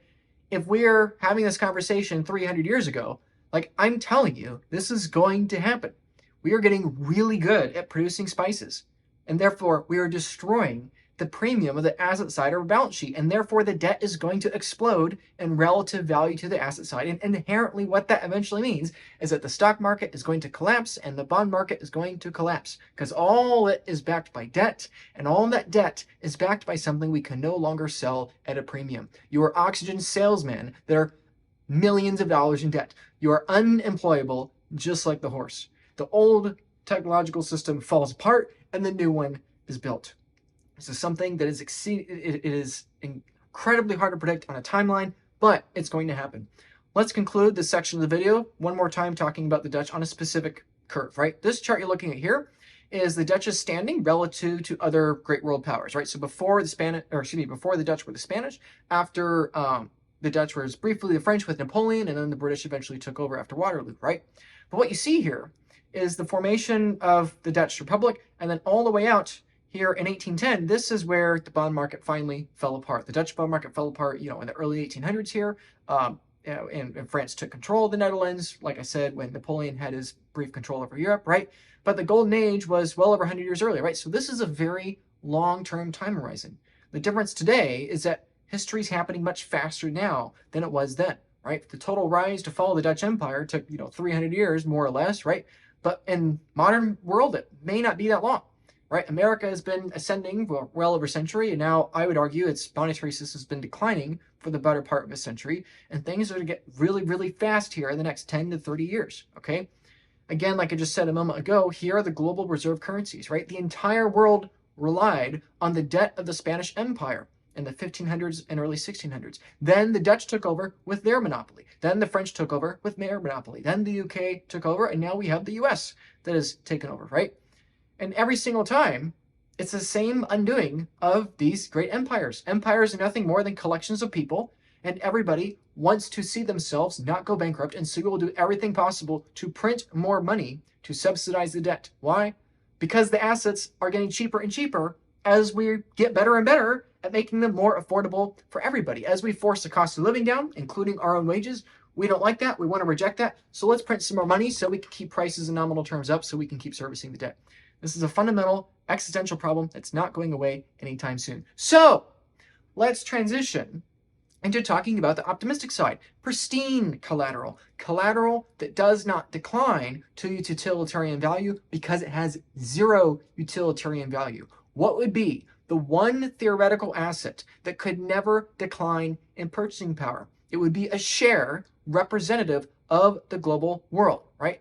Why do people buy things of the future? Why do you buy a share of the Dutch East India Company? It's because you want to buy a share of the monopoly of the spice trade, right? Why do people buy U.S. treasuries today, which Ray Dalio is predicting we're at the very tail end of? People want to buy a share of the future debt of the largest empire of the world. And so theoretically, what is the most pristine collateral? A digital share, a digital percentage of the future productivity of the human race. If you are optimistic on the future of, let's say, the company Apple Computer, you don't want to own an iPhone because Apple is going to produce a billion more iPhones, and your iPhone is going to lose all of its monetary premium and flow back to its utilitarian value, which is ever closer to zero. This I'm holding right here is my phone. This is an iPhone 7. It's basically worthless. That's why I still have it, because there's like a zero trade-in value, right? Everything is getting demonetized. Same thing with the spices of the monopoly of the Dutch East India Company. Same thing true with the tech monopolies and tech giants of today. And the same thing's going to be in the future with all future technology, right? My point is, what is the best collateral? The best collateral is something with zero utilitarian value, because you can never then erode it back to utilitarian value. You need something with pure, perfect monetary premium that you cannot replicate. What is the best way to do that?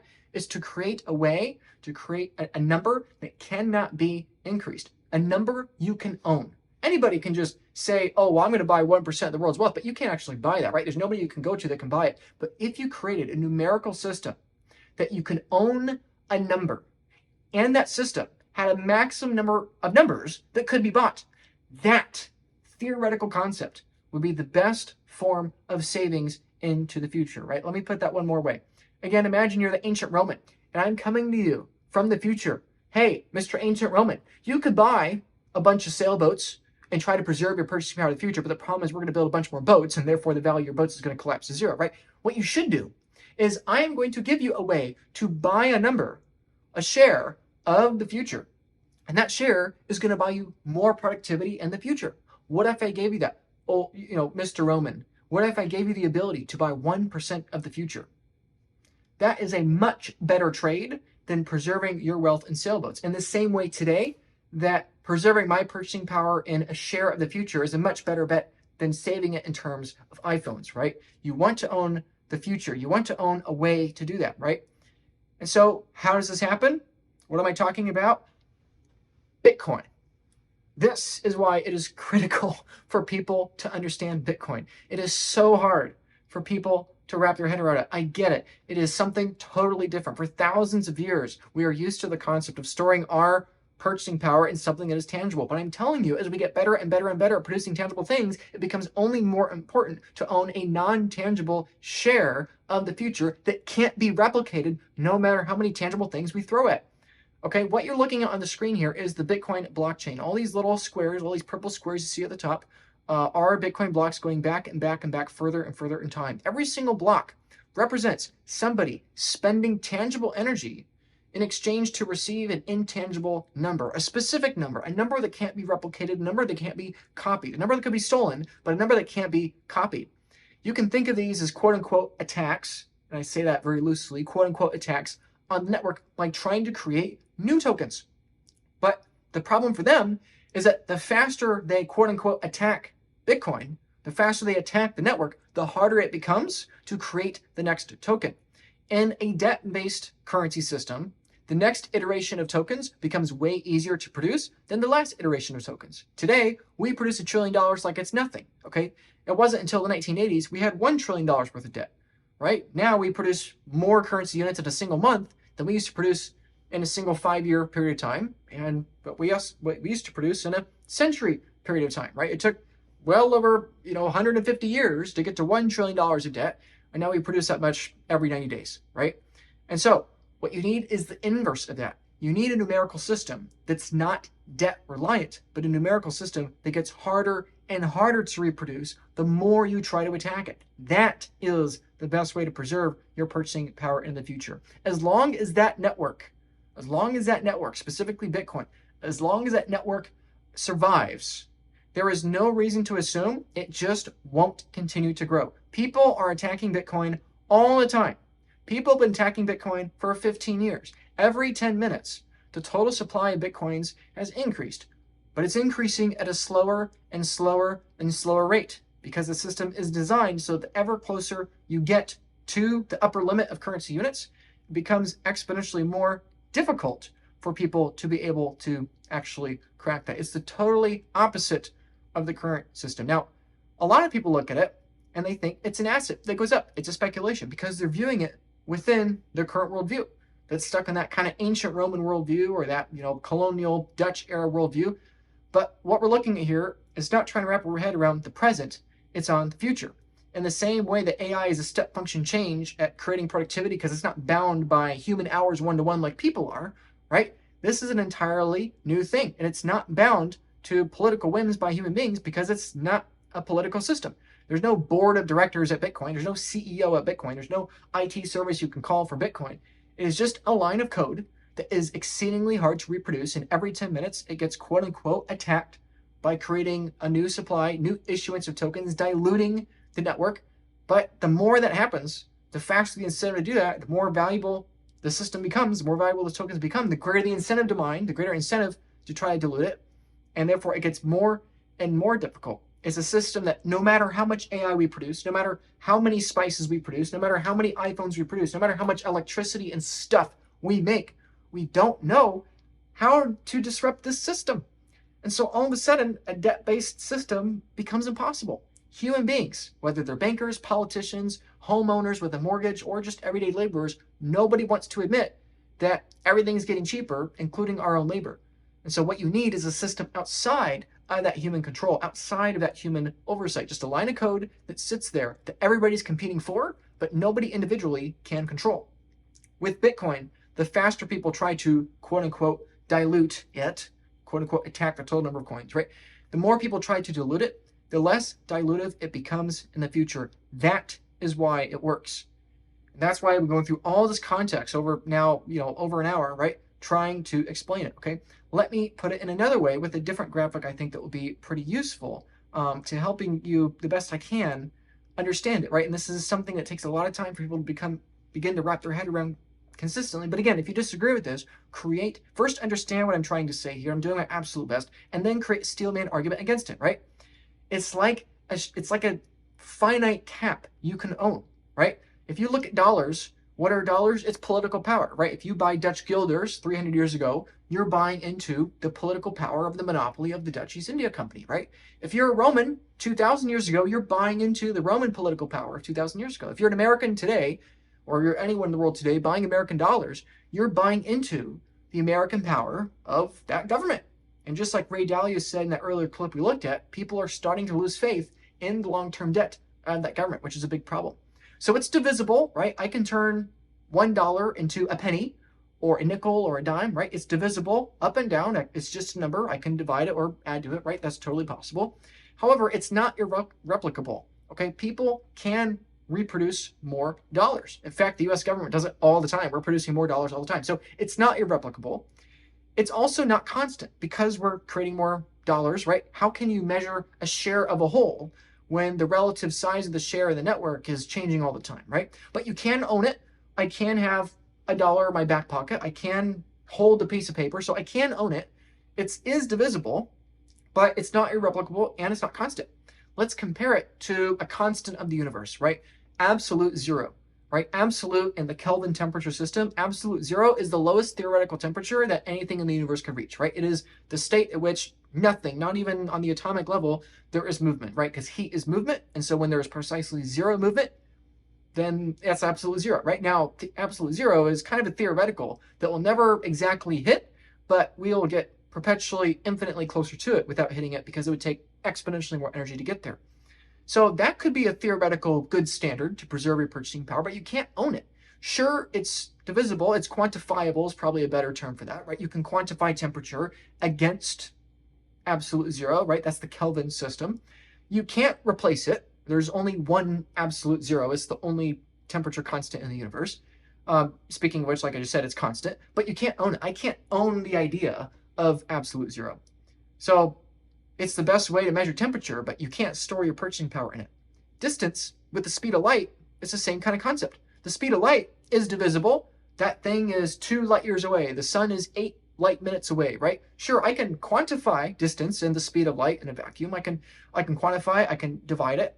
It's not irreplicable, right? Even if you gave me an infinite amount of energy in the universe, I could not achieve the speed of light, right? You're breaking physics if you do that. It's also a constant, right? It's always constant, at least as far as we know, but I can't own it. In the same way, I can't own absolute zero, I can't own the speed of light. But let's talk about the concept of digital scarcity. If we had a digital numerical system where you can own the numbers, if it's divisible, if you can't reproduce it, no matter how much energy you throw at it, you can throw more and more energy at trying to make atoms perfectly still, but you'll never hit absolute zero. I can throw more and more energy at trying to accelerate a particle, but I'll never hit the speed of light. With the same concept, if you created a tool that could help you discover that concept of digital scarcity where you couldn't reproduce it, that is a fundamental discovery that is profound for the entire world, right? It's constant, and if it's ownable, you have to be able to own it for it to matter. That is what Bitcoin is in the bottom right corner. Bitcoin is the concept of digital scarcity. We don't know how to replicate it. We don't know how to create more of it, and you can own it. Bitcoin as a concept, the concept of digital scarcity, right?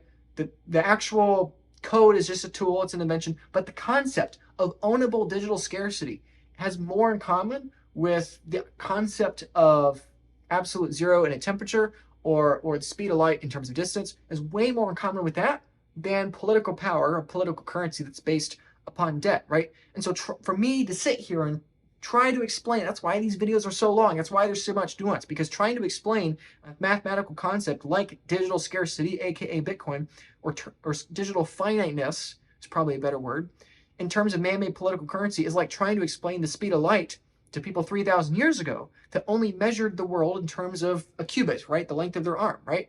People aren't dumb. It's just a completely different system. Imagine trying to explain a Ferrari in terms of horse. Imagine trying to explain the speed of light to somebody who the fastest thing they've ever seen is a falcon flying in the air, right? It's just a totally different way to view the universe. But let's, for a moment, place ourselves theoretically into that universe. Let's say that did exist. Let's say that concept did exist. You could measure distance with a quantifiable measuring stick, the speed of light, the theoretical constant of the speed of light. You can measure temperature with the theoretical constant of absolute zero, right? And you can also theoretically measure the purchasing power, economic purchasing power of everything with digital scarcity, because that digital scarcity is basically like owning a share in the future.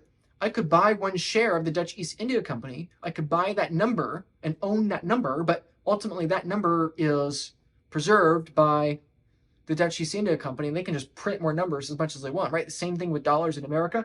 But if I could create a numerical system I could own, but nobody could reproduce, including myself, well, all of a sudden, that is a really big deal. And so what would happen if that existed? Everything we've been talking about would manifest beautifully. Imagine teleporting back into Rome. I come to you, Mr. Ancient Roman. You could preserve your purchasing power in goats and oil and sailboats and pebbles. You could do that in gold and silver. But the problem is, people are pretty inventive. They'll build more stuff. They'll build bigger houses. They'll build more sailboats. They'll make more oil, right? Like, they're going to make more stuff. Like, you shouldn't hold your wealth in these tangible things. What you should do, Mr. Ancient Roman, is you should buy 1/1,000,000th of the future today. You should convert as many sailboats as you possibly can into these digital shares of the future you can own. This is what you should do. Why? Because as the total pie expands, the pie of human labor expands, the pie of the number of sailboats expands, the pie of everything expands. As we create more global wealth, cheaper, faster, better for everybody, the price of everything is going to continue to go down. So you should own that share of the future. Imagine dividing the ancient Roman world into a fixed ledger, a fixed number of units, monetary units, right? What you would see is the price of all goods and services, including human labor, declining towards zero.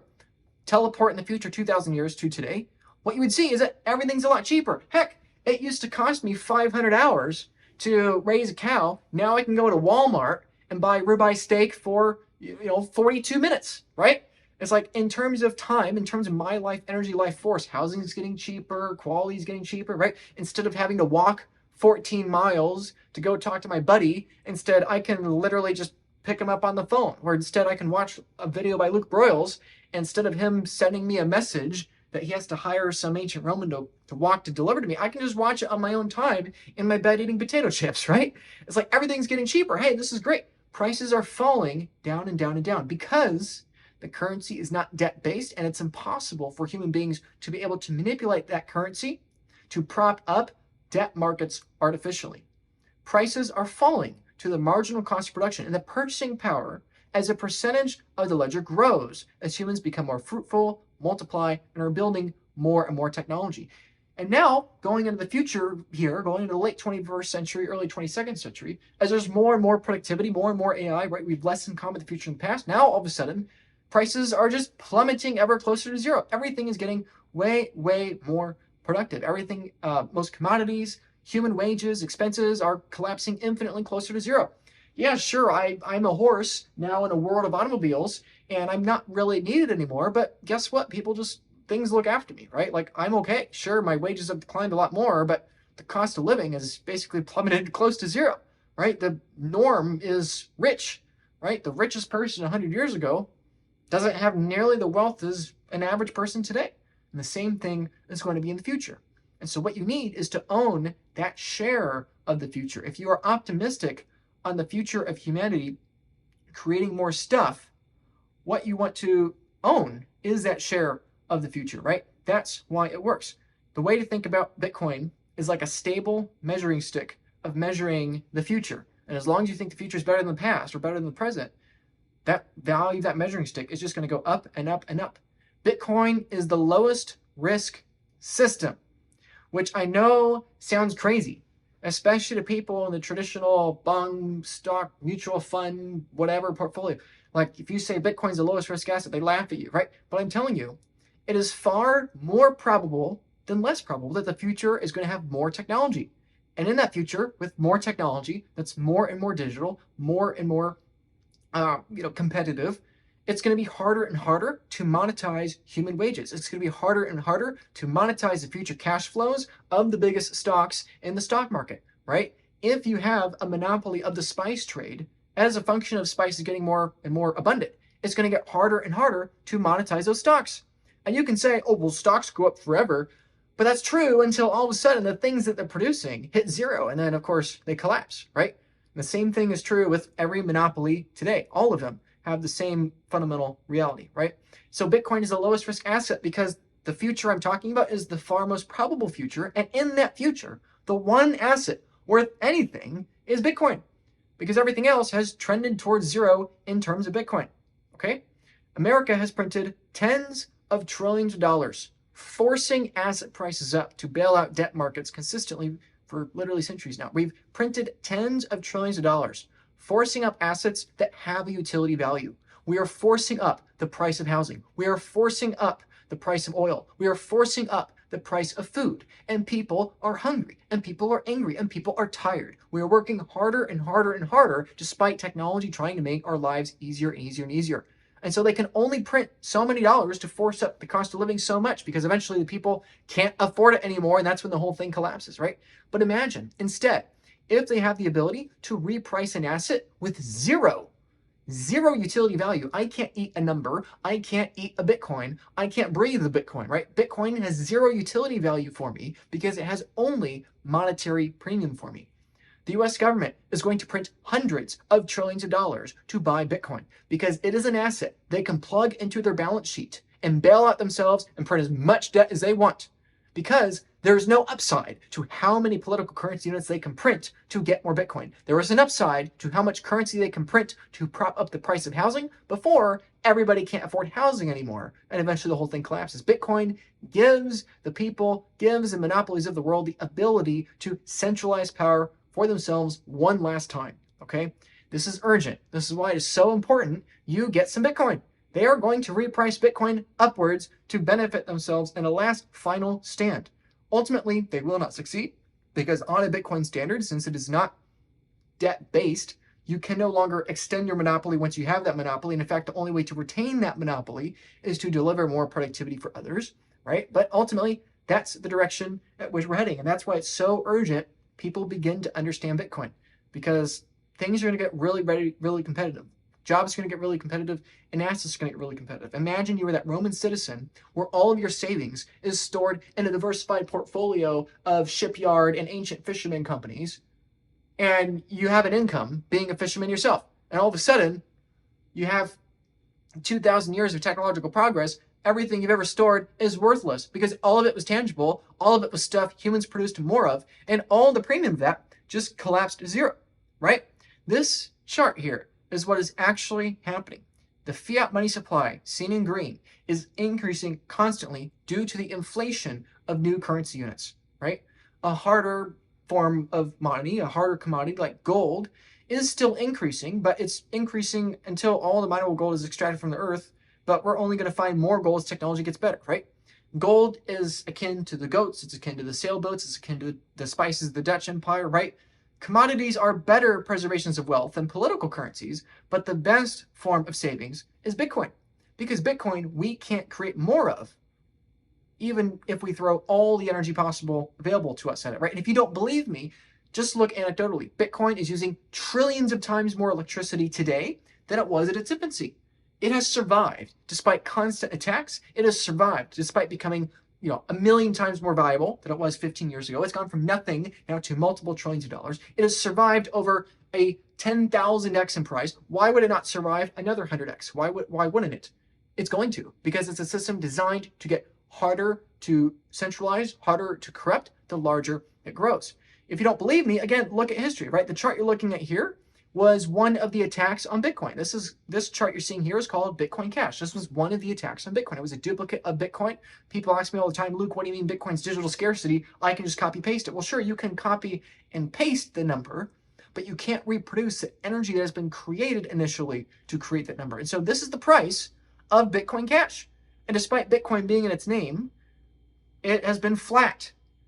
The price of this fraudulent Bitcoin, the price of this copycat Bitcoin is flat because it's not the original Bitcoin, because there was no energy expended to create it, or at least there was far, far, far less energy expended to create this Bitcoin Cash. So sure, there are thousands of duplicates of Bitcoin, but there's only one Bitcoin network. Anybody can create an internet network, but there's only one internet, right? Anybody can create a telegraph network, but there was only one telegraph network, right? Anybody can create a new language, but everybody uses the same language, English, or at least, most of the world uses English, right?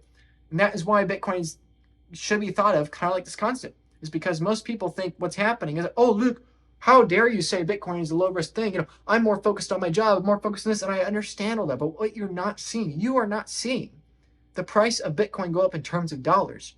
You are seeing the price of Bitcoin be stagnant and the value of dollars decline in terms of Bitcoin, because everything is trending to zero in terms of Bitcoin. The cost of light, the cost of food, the cost of housing, the cost of your labor, and what's declining the fastest is political currency, because we have to print political currency faster than the rate we're producing new productivity. So if you don't believe me, let's look at the chart. This chart here is three different things. The green line is the stock market. Okay, now we looked at the stock market earlier. This is the US stock market in terms of dollars. It is going up forever. Look at that chart. This is a big, big, big bubble. Why? Because people are relying more and more and more on hoarding these shares, these numbers. When you're buying a stock, all you're buying is a number. It's a number that can be reproduced. It's a number that can be diluted, but it's a number at the very least that's going to be diluted less and less likely to be diluting you out of the system than the dollar network. The dollar network is going to dilute you faster than the stock network. Both of them are numbers, but guess what? Bitcoin is the best number. Bitcoin is the best number system. And so in terms of Bitcoin, stocks are going down as well as the dollar, right? The green line is the stock market. The blue line is Bitcoin. The red line is the stock market in terms of Bitcoin. If you're pricing the stock market in terms of Bitcoin instead of terms of dollars, you don't see a line that's going straight up. You see a new system repricing the old system. And the same way, if you priced horses in terms of cars, if you priced horses in terms of cars, you would see one thing. If you priced cars in terms of horses, you would see a totally different thing. The internet is going up forever in terms of the telegraph. The telegraph is going down forever in terms of the internet. Okay, the light bulb is going up forever in terms of candles. Candles are going down forever in terms of light bulbs. Bitcoin is going up forever in terms of dollars. Dollars are going down forever in terms of Bitcoin. And stocks are going down forever in terms of Bitcoin. Right? And this is on a logarithmic scale, right? If we went to a linear scale, it's even more comical. It's even more dramatic, right? The stock market fell 90%, then another 90%, then another 90%, then another 90%. And I'm telling you, like I promised you at the very beginning of the video, not only are your jobs going to be demonetized in terms of Bitcoin, but also your assets in terms of Bitcoin are going to be demonetized. In fact, they've been mostly demonetized already. Look at that chart. That's in linear terms. This is in logarithmic terms. The stock market is going to fall another 90%, then another 90%, then another 90%, and it's going to keep going until finally, some point in the far future, they just finally hit zero because the demand for US Treasuries falls apart and the whole monopolization of political currency and therefore monopolization of the entire economy falls apart. Like there's no reason anymore to own a share of the future of a corporate monopoly when there's no future for that monopoly because everything they're producing is equivalent to oxygen or iPhone 7s. It's completely worthless, right? We've produced so many spices, there's nothing left. So that's the stock market. Let's price some other things. Here is the NASDAQ, a different stock index in terms of Bitcoin, in red. Also, it is trending down towards zero forever. Let's look at gold. Gold is a historical kind of money. It is also trending down towards zero in terms of Bitcoin. The price of living, this is the good news, right? If you are somebody out there and you feel like you're struggling to make rent, going paycheck to paycheck, the problem is not you're not working hard enough. Well, at least that's probably not the problem. The problem is that your cost of living is going forever in terms of a political currency that is designed to debase faster than the rate productivity is trying to bring wealth to you. That wealth is trying to flow to you, but it keeps getting siphoned away towards a monopoly, away from you. Technology is bringing productivity, but it just keeps going to the honeypot of the corporation instead of the everyday average user because they have to steal the wealth to keep the system running. And we all want that because we want to see our incomes go up in terms of dollars too. But if you price the cost of living, the price of your food, the price of your groceries, the price of your car, gas, housing, everything is trending to zero in Bitcoin. This is the consumer price index of the United States. In green, Bitcoin in blue, and the price of each in red. In fact, let me make this a little more clear, okay? That is the cost of living in terms of Bitcoin. It's getting cheaper. You're not watching Bitcoin go up in terms of dollars. You're watching everything get cheaper in terms of Bitcoin as we're producing more productivity. And the majority of productivity is in front of us, not behind us, right? That's a consumer price index. Here's the cost of living. Okay, let's look at house prices. This is the price of a house in terms of Bitcoin, also trending to zero in terms of Bitcoin. This is the price of oil. 4 million people die every single year because of lack of affordable heat. This is nonsense. This is ridiculous. Most of these deaths are completely preventable, but they're still happening because we're monetizing oil to preserve the petrodollar system, which is US dollar.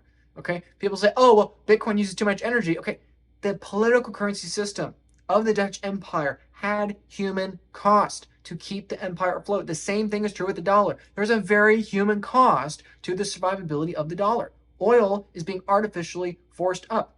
The cost of wood is trending down in terms of Bitcoin. The price of silver is trending down in terms of Bitcoin, right? The price of food is trending down in terms of Bitcoin. Tesla stock, right, which is kind of the robots we looked at earlier, that stock is trending down in terms of Bitcoin. All money, total currency supply, everything is trending down in terms of Bitcoin. And this is why Bitcoin is going to tens of millions of dollars a coin, because we're going to print just more and more dollars, and we're going to have more and more productivity.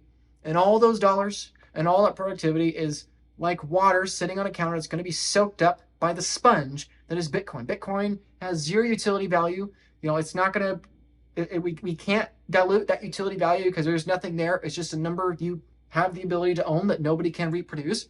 And what that means is that all the numbers we can produce are trending to zero against the number we can produce. And all the stuff we can produce, like gold and houses and cars and fancy watches, all that stuff is trending to zero against the thing we can produce, right? Let me give an example here of a burger, right? Okay, this chart here on the left is the same kind of concept, right? A Big Mac, a McDonald's burger, is going up forever in terms of dollars, seen in green. The price of a Big Mac in terms of Bitcoin is going down forever, right, in terms of Bitcoin. This is all we've seen over the last 15 years. The burger is getting more and more expensive forever in terms of a political currency system designed to steal from you because it is designed to debase faster than rate of productivity. But in Bitcoin world, the burger is getting cheaper and cheaper and cheaper because the wealth in the Bitcoin network, every individual quote unquote share of owning in the Bitcoin network is being able to buy you more and more stuff. So let's extrapolate this into the future. A Big Mac at the rate over the last 15 years, which is 3.2% compounded rate, a Big Mac is going to cost about $30 50 years from now in the year 2075. Okay, that might sound crazy, but people all the time today say, oh, back in my day, a burger was 25 cents. Back in my day, you could buy whatever for a nickel, right? We hear all the time from people that are older than us, but our kids would be saying the same thing about prices that today we find unreasonable. Nobody would pay $30 for a Big Mac in 2025, but in 2075, that might be a pretty good deal, right? In a few decades, people are going to be saying, back in my day, you could buy a Big Mac for 10 bucks, for 15 bucks, for 20 bucks, right? Man, things have gotten so expensive. That's crazy, right? A Big Mac, also, in terms of Bitcoin, instead of in terms of dollars, is probably going to be about 7 Satoshis, 7 cents, which is a subset of a Bitcoin, right? In the same way a cent is a subset of a dollar, a sat is a subset of a Bitcoin, right? Now, why do I say that? I say that because one Bitcoin is probably going to be worth about $400 million. Yes, I know that we've been saying 40 million so far, but I'm going to 10x that expectation here real quick. Just give me a moment. Let's 10x this, right? Because that might sound expensive. $400 million of Bitcoin. Luke, have you lost your mind? But again, price the future in terms of the past, and nothing really makes sense, right? Price the Titanic for a Roman that has only ever seen a small wooden boat powered by wind, right? Price Amelia Earhart's journey in an airplane. Compare that, explain that to Christopher Columbus, right? How do you price future technology in terms of previous technology? And actually, 7 Satoshis for one Big Mac is only a 950x for the actual purchasing power of Bitcoin. That means that over the next 50 years, Bitcoin is only going to increase the purchasing power by about a factor of 1,000, which I know might sound like a lot, but I actually think that's really, really conservative. Why do I say that? Because if global wealth grows at, let's say, 6% a year, 5.95%, right, just under 6%, if total global wealth increases by 6% a year and we dilute at least 6% of that wealth, we steal at least 6% of that wealth every single year by printing new currency. What that means is that 50 years from now, in the year 2075, Bitcoin would still only be worth half of the world's wealth at $400 million a coin. That's like me saying 50 years from now, the internet is going to be half of the world's communication, and it's going to be 1,000 times bigger than today, right? It's the same kind of concept. I'm not saying Bitcoin's going to eat all the wealth in the world. I'm just saying, what if Bitcoin ate half of the wealth in the world over the course of 50 years? That's a very long time, especially given that I think Bitcoin adoption is going to continue to be faster than the internet's adoption. I think that's not too unreasonable, right? But here's the critical flaw in my analysis. Here's the critical flaw in this theoretical scenario on a Big Mac global standard, right? Here is the problem. The problem is I'm assuming this rate is constant, but that's not actually true, right? A Big Mac has gone not up by a factor of 5 or 10, it's gone up by a factor of 50 or 100, right? Just like the price of gas, just like the price of housing, everything is not doubled or tripled or quintupled over the last 50 years. Everything has exploded in the last 50 years, right? And so for every dollar that you think of being too pessimistic about the dollar price for a Big Mac 50 years from now, for every dollar you think the price of a Big Mac is higher, the nominal fiat price term of Bitcoin is going to be $14 million higher. What's the big picture point here to simplify it? The point here is that Big Macs are trending towards zero in terms of Bitcoin, and dollars are going to zero in terms of Bitcoin. Again, to go back to that example I keep going back to, right, with a very real world example of a comparable empire of the ancient world, we have more in common with the Dutch Empire of 300 years ago than we do with the end of the century, 75 years from now, okay? We, America, are the Dutch. Our spice is data and information, the internet age, right? That is our monopoly. That is our commodity. But we are so effective at it. We're so effective at making it. We're going to dilute ourselves into zero. We're going to collapse the monetary premium of our asset side of our balance sheet, and therefore we have to print more dollars at an alarming rate that already is freaking out some of the wealthiest people and most well-connected people in the world. We have already, at the very beginning of this trend, some of the worst years in the bond market since literally the 17 freaking hundreds, which, by the way, was the same century which all this stuff happened with the Dutch, right? Like, that is how monumental, inevitable, and powerful this trend is. And it is not stopping. It's not stopping anytime soon. Bitcoin is not a Ponzi scheme. The traditional mindset would say, oh, Bitcoin's a Ponzi scheme because it's going up forever. Or, it only works if more people are willing to buy it than sellers. That's true, because more people are going to be willing to sell dollars for Bitcoin than buyers, right? Sure, the same thing is true with the dollars, though, right? Like the dollar only works if there are more sellers and buyers, right? Like that's the only way this works, right? We have to create more debt to keep it all going, right? You tell me which one's a Ponzi scheme. The currency system that requires new creation of currency, where there inherently are not enough dollars in existence to pay off the interest of the debt, where we inherently must print more dollars. We've gone from 50 million to 500 million to 5 billion, 50 billion, 500 billion, 5 trillion. Now we're on our way to 50 trillion. Within a decade or two, it would be 500 trillion, right? Going back to the predictions of the US government, if I can find that here. There you go. Like if we're going back to the government's predictions, like we're going to have quadrillions in our vernacular pretty soon, right? So we're going to have an increasing number of currency units. Like which one's a Ponzi scheme? You tell me. I think it's the dollar. I don't think it's Bitcoin. Bitcoin does not require a perpetual greater number of currency issuance or a greater amount of currency issuance to subsidize the network. Dollars require that. Dollars are the Ponzi scheme. People look at Bitcoin right now and they say Bitcoin is a high risk investment because it's not tangible. I can't touch it. I don't understand it. But I'm telling you, your expectation should be have less in common with the future and the past. Your expectation should be that the future is completely beyond our understanding. That should be your expectation. That should be normal. And I'm telling you this is true because you can steel man the counter argument to this as much as you want. And believe me, I definitely have. And I am yet to find a way in which this does not just come back as a resounding truth that I cannot deny. Bitcoin is far more likely to survive over the next 50 years than the dollars. It's far more likely to survive. Okay, magic tokens, magic numbers created out of thin air by human beings are scams. Okay, FTX token was a scam. Okay, Dogecoin was created out of thin air by people. Okay, it falls in value, right? Like stocks pump and dump all the time, right? You have all kinds of rug pulls, all kinds of scams, all kinds of Ponzi schemes. When people make numbers out of thin air artificially and say, this has value because I say it does, that's when things fall apart. Bitcoin has value because nobody has yet figured out how to duplicate it and you can own it. It's like owning absolute zero. It's like owning the speed of light. It's like nobody knows how to make more of it, even if you threw infinite amount of energy in it. We've thrown 1 trillion times more energy at it today than we did 15 years ago. We still don't know how to kill it. We could throw 10 times more energy at it, and we still don't know how to kill it, right? The Bitcoin people, like myself, are so aggressive at pounding this message on the table where they will talk for hours and hours on end, desperately trying to help people understand this. It is so hard to wrap your head around this. Like even in this video, like probably despite me doing my absolute best after years of trying to communicate this message, is probably still not intuitive for most people watching this video. They're new to this, right? It's so hard to wrap your head around. I encourage you though, rewatch the video, think it through, look, do your research, read about it, think about the incentives. But the reason why people like myself are so aggressive in our message is because they, aka I, genuinely believe over the coming years and decades, which will happen a lot faster than you think, the rate of theft via fraud and political currency manipulation will accelerate. Why? Because it has to. The rate of destruction of societal cannibalism will accelerate. We have to keep allowing the political system to grow and gain more power to redistribute wealth because we have to keep siphoning wealth to the asset side of the balance sheet so we can keep printing more money. And everybody wants this. Even if we don't like the people in charge, even if we don't like the political beliefs of the people in charge, everybody wants to see the nominal price of everything go up, even though technology is trying to fight it.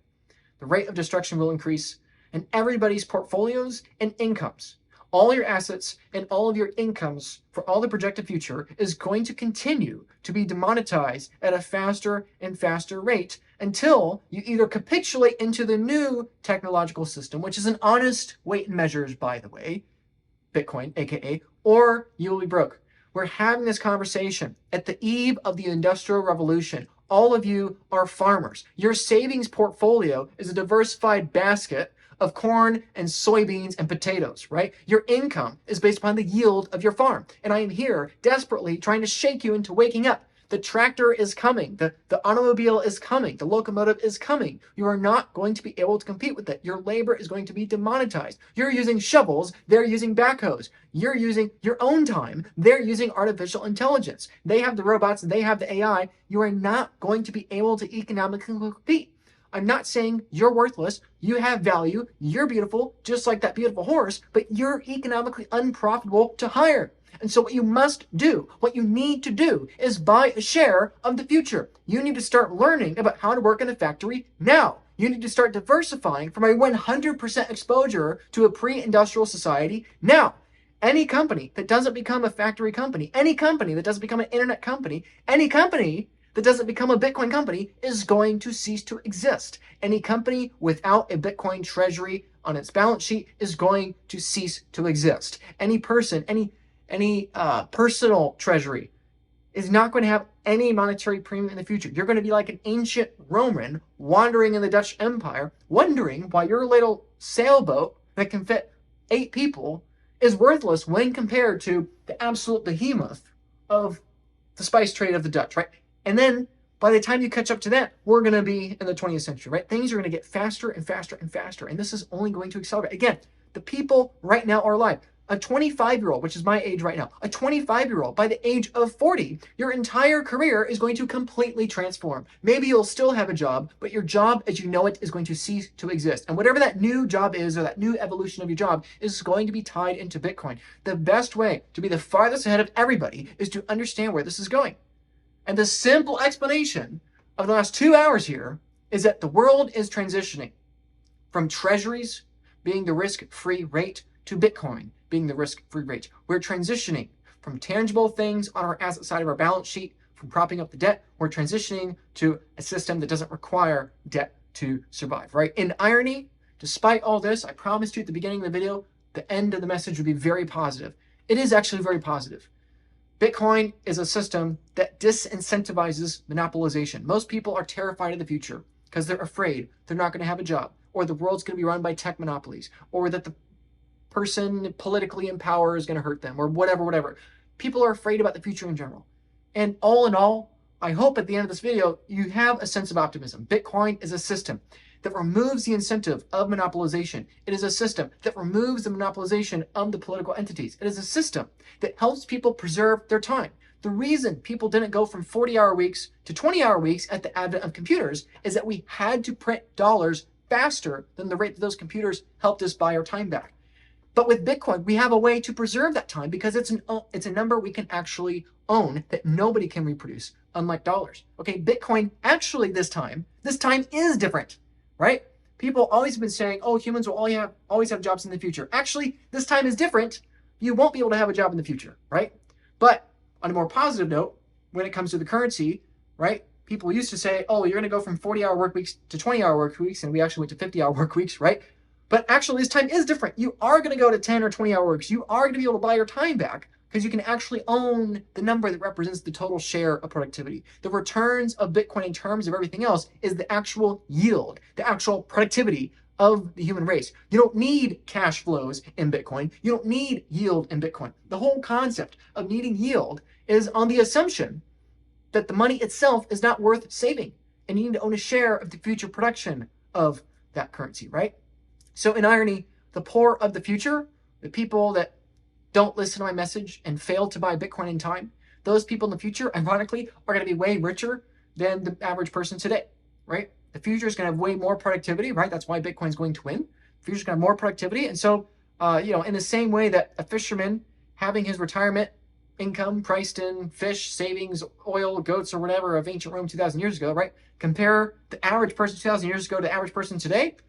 Well, even if back then they had no money and today they have no money, they still have a better standard of living, right? So that's the irony in all this, is that people in the future, even if they don't have any Bitcoin, they're still going to be living longer, healthier lives where they don't have to spend as much time working, starving, or dying, or freezing in the cold as people do today, right? So the future is still very bright, even if you don't buy Bitcoin. But I strongly encourage you to buy as much Bitcoin as you possibly can. Why?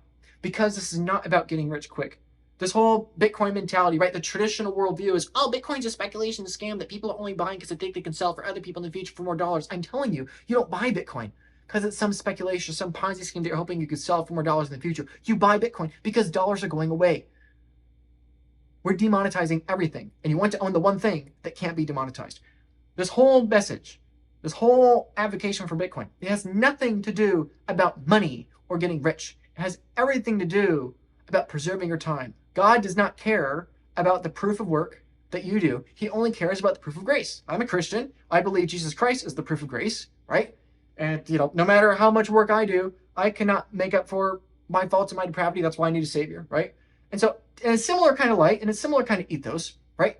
Bitcoin should be every Christian's and in general, every person, it should be everybody's focus for preserving their time and energy into the future. This is not an idol. Bitcoin is not the thing that gives you oxygen to breathe. Bitcoin is not more valuable than your kids, but Bitcoin helps you buy your time back so that you can steward and use that time in the future for things that do bring you value or do glorify God or do whatever you want to do in the future, right? Bitcoin should not be an idol. It should not be a thing you worship, but it is the single most effective tool we have at demonetizing centralization controlled by human hearts, right? We all know how this ends. We all know we're all going to die in the end, but Bitcoin helps us have the ability to preserve our purchasing power and preserve our time as much as possible, as long as possible in the future. So why should you buy Bitcoin?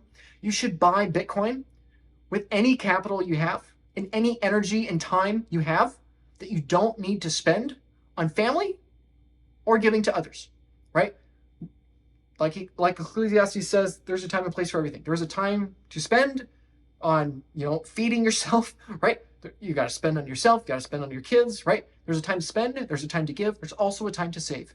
And for when it is time to save, you should save in Bitcoin, because Bitcoin is the system of the future. Bitcoin is the energy preservation system of the future. To give a tangible example of what I'm talking about, let's get back to the Big Mac example, right? I need to spend money to live. So I'm going to spend some money and eat burgers, right? And right now, the main currency system of the world, because we're still in the proverbial Dutch Empire, right?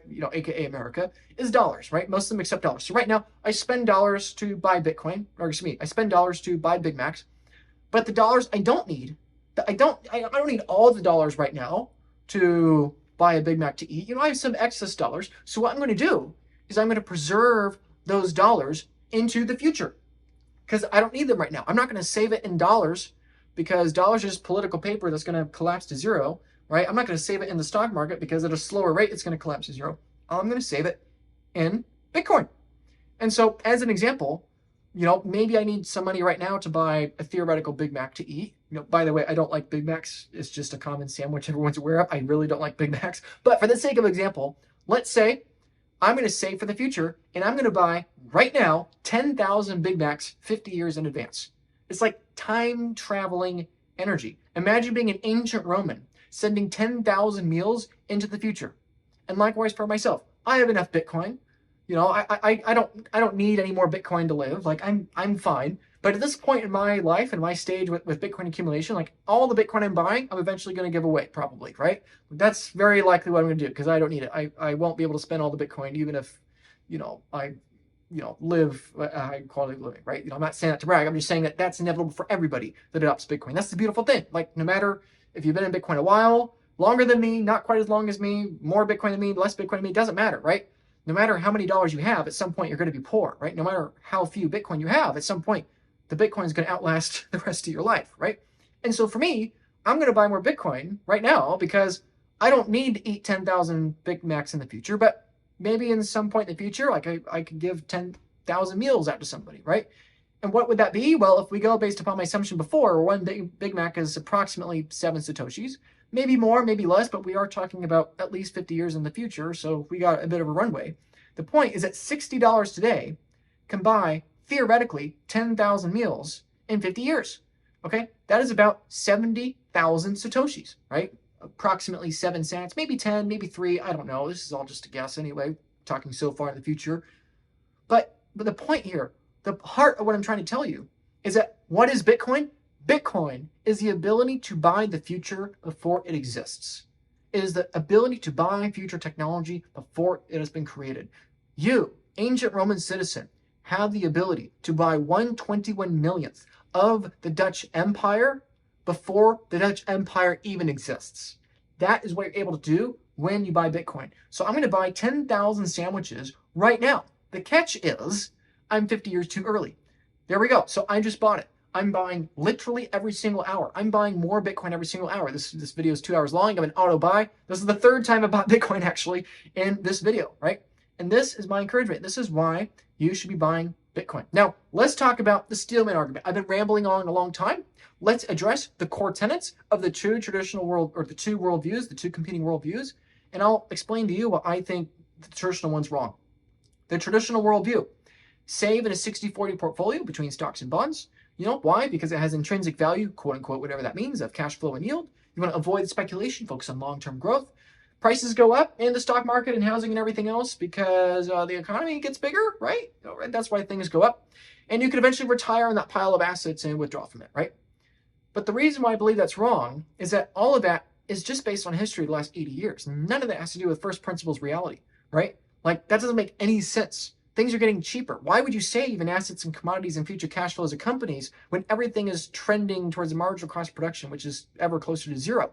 We're collapsing the utility price of everything as we're making more and more affordable technology for everybody. So why on earth would that make any sense, right? No, that doesn't make any sense why prices are going up. Prices should go down as we produce more productivity. So why are prices going up? It's not because the economy is getting better. It's because we're printing more money. If we're printing more money, well, then how am I staying ahead of the printing of that money, right? But the Bitcoin worldview is that everything is, and always was, trending towards zero. Light is getting cheaper, food is getting cheaper, housing is getting cheaper, priced in terms of human hours, but priced in terms of political currency, that's not the case. Everything's getting more expensive. In fact, it's getting more expensive at a faster rate as we produce more productivity, right? Why? Because human nature craves to fight deflation for the sake of expediency. Nobody wants to deal with the consequence of having the debt explode relative to the assets. So what do? We print more dollars to pump up the assets, right? To me, that makes perfect sense. What is therefore the thing that survives the farthest into the future? The hardest, meaning the hardest to reproduce, and the most immutable number that you can own. And if you can buy a share of a numerical system, if you can own that, and you know that can't change, no matter how much energy people throw at it, that is the best measuring stick. In the same way the speed of light is the best measuring stick for distance, in the same way absolute zero is the best measuring stick for temperature, even though both of them are more concepts than reality that we can't really understand. The same thing's true with Bitcoin. We'll never quite hit 21 million Bitcoin. We'll get ever closer, but we'll never quite hit it. Everything other than Bitcoin is a speculation. Yes, including housing, including the stock market, including gold. Okay? On a traditional worldview, Bitcoin is the highest risk asset because it has nothing to do with US treasuries. Okay? In a Bitcoin worldview, literally everything other than Bitcoin is a high risk speculation because it's all attached to US treasuries, which are declining towards zero forever in terms of Bitcoin. And so how you retire on Bitcoin is not by putting your capital tied up into assets and investments that you're relying on some monopoly, assuming it's going to continue to grow. You are tying up your savings in a system that we don't know yet how to destroy. Even with a quantum computer or a better AI, we don't know how to destroy it, right? Instead of retiring on savings, invested in corporate paper of a monopoly, defended by the monopoly of debt of the primary government, which is defended by a monopoly on violence, right? Instead of that system, you're relying on savings. It's a lower risk, higher reward system because it's an honest weight and measure instead of a dishonest weight and measure, right? And this is a critical thing to understand. Almost every single Bitcoin supporter you will ever meet can steel man the traditional worldview, can steel man the other argument, okay? Almost everybody that dislikes Bitcoin. My camera just died, but we still have this backup camera, so it's all good. My point here is that if you're watching this and you're not sure yet what to believe, my encouragement is think for yourself, okay? The Bitcoin nerds like myself can talk until the cows come home, right? Like literally, I can talk until my camera dies, right? Like I could talk for literally hours on end without a single break about this, trying to explain it. And believe me, I oversimplified so much. I didn't even really get to any of the technicals of Bitcoin, right? Yes, there's a bit of repetition, but the point is almost nobody in the traditional worldview can articulate the Bitcoin vantage point, the Bitcoin argument. I can fully articulate how the bond market works, how the stock market works, blah, blah, blah. In fact, it is because of my understanding of those markets to which why I'm so concerned about their long-term survivability. And I think it's so important people understand Bitcoin. Okay, this is something that most people don't understand. Now, how much Bitcoin should you buy? I would strongly encourage you to focus on quote unquote getting off zero. If you don't have $5 of Bitcoin, get $5 of Bitcoin. If you want a 1% exposure of your portfolio to Bitcoin, get 1% exposure. It's far more important you get off zero than quote unquote go all in. Now, that's not going to be the case forever. That's why I'm encouraging you get off zero, right? We are in the agricultural times on the eve of the Industrial Revolution. A little action now, earlier, is way more useful than a large amount of action later, right? Let's go back to the example of the Dutch, right? Taking a small diversification towards the future is much more impactful than desperately trying to catch up in the future. And the people in the 2020s that take a 1% or 5% exposure to Bitcoin now are going to have a much lower risk and a much greater amount of peace of mind than the people that in the 2040s or 2050s figure out, oh my goodness, I'm behind, right? Right now, you are still ahead of the curve. Most people don't understand how dramatic AI, robotics, and Bitcoin are going to take over everything, their incomes and their asset portfolios, right? Most people have no clue how rapidly it's going to accelerate to us. 5 years from now, I think this is going to be a much more commonplace and much more better understood. So my encouragement is, if you don't know what to think, just understand there are two competing worldviews. Your job right now is to decide which worldview is more likely. Is the monopolization of political power going to continue to accelerate literally forever, even when there's no more wealth to steal and siphon away? Or is the world instead going to transition into the future of non-debt based neutral political currency with digital scarcity, right? And depending on that worldview is going to impact how much you go into Bitcoin, right? So quantifiably, how much should you buy?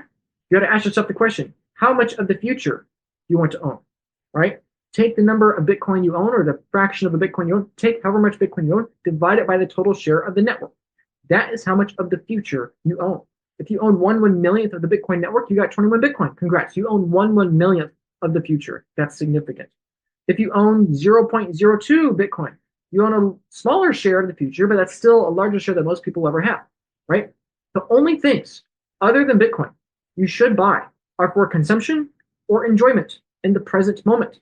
Everything else that's future oriented, you should plow into Bitcoin, in my view, because Bitcoin is the only thing going to have any monetary premium in the future. So I know I've been talking a very long time, and I'm pretty tired too. I'm quite thirsty. I need to go to the bathroom, and it is now quite late at night. I'm tired, but I really appreciate you watching this part of the video. If you're still watching, please subscribe because I really appreciate the effort. But in the final few minutes here, I'm going to summarize this video the best I can. The last 2+ hours, I'm going to summarize it as quick as I can. Summary. When you buy Bitcoin, you buy a share of the future, specifically the future's technology. You don't want to own the technology itself because that's just going to decline to zero as we produce more technology. You want to own the future, okay? Most people are ignorant and often hostile to the concepts I've described in this video. Most people don't want to believe that their jobs are going to be demonetized. Most people don't want to believe that this time actually is different. Most people don't want to believe that this computer, digital, fantastical, magic internet money thing called Bitcoin is going to take over the world. Most people don't want to believe that because we don't want to admit we're being stolen from by political currency. We don't want to admit that our labor is declining in relative value to the technology we're utilizing with our labor. And we don't want to admit that we have been reinforcing a political monopoly that has been destructive and led to the deaths of millions of people needlessly, right? To adopt Bitcoin is to admit to oneself, nobody should be a monetary god. Nobody should be in charge of the world's money if we want to have an honest weight and measure. Political currency is a dishonest weight and measure. It's a dishonest weight and measure. We manipulate it. We have to print more dollars than productivity is created. We have to keep doing that. And if I want to be able to sleep at night, I should be able to admit nobody should control weight measures, including myself. And so the way you should look at this is imagine being a disciple of Christ 2,000 years ago. This boat that you repaired dozens of times is so rare on the Sea of Galilee that literally there's a very decent chance it could have been the boat that Jesus sat on, right? Like things are so rare. You have less in common with the near future and the past. The majority of productivity is going to be created in front of you, not behind you. You have the ability to buy 1/1,000,000th, 1/100,000th, 1/10,000,000th, 1/1000,000,000th, whatever it is. You have the ability to buy the future, technology you cannot even comprehend yet. Rome, as a political currency state, is about to collapse. We are going to accelerate faster in the future than we've ever done before. We're going to have 10 times more productivity, 10 times faster than anything we've ever seen in human history. It's critical we raise our children as well as we can because they're going to be dealing with cultural, technological, and economic problems we cannot even imagine yet, right? There are good things coming, but not necessarily everything is good, right? The world is a lot more technologically advanced than it was 100 years ago, but there's a lot of things that were trade-offs that, unfortunately, that's only going to accelerate. And so it's important we help educate our kids and we help give our kids as much time as possible for them to be able to comprehend the changes that are going on around them. The entire world, and specifically the future world, are on sale right now for $2 trillion. All the Bitcoin in the world, all the digital finiteness in the world of the Bitcoin network, the whole network, is not even worth $2 trillion. Okay? There's $30 trillion of debt in the United States alone. We have a quarter of a quadrillion dollars of unfunded liabilities. There's $900 trillion, within moonshot or earshot of a quadrillion dollars of assets. Okay, the entire future is on sale right now for $2 trillion bucks. Okay, that is the best arbitrage. That is the best economic profitability. It is the best opportunity in the human race. Okay, we are at the edge of an economic cliff. We're going to have human wages fall more in the next 50 years than they've fallen in the last 5,000 years. We are also looking at the best economic opportunity in the history of mankind. Okay, there was a time to spend and live in the present moment. There was a time to give and donate generously to others. And I encourage you to do that, especially if you're well off and you have a good bit of money. But there's also a time to save, a time to steward, a time to be fruitful and multiply and plan ahead for the future, to prepare for the future. So that's my encouragement at the end of the video here. Live in the present moment, give generously to others, and save aggressively. Don't save in corporate paper that's reliant on monopoly that has to dilute its own currency or pricing within. Save in digital finiteness that we don't know how to reproduce more of, because innovation is rapidly accelerating towards us. Demand for debt of the old system is rapidly falling away from us. Bitcoin is the standard of the future. And if you want to own the future, you should own Bitcoin. Thank you for your time.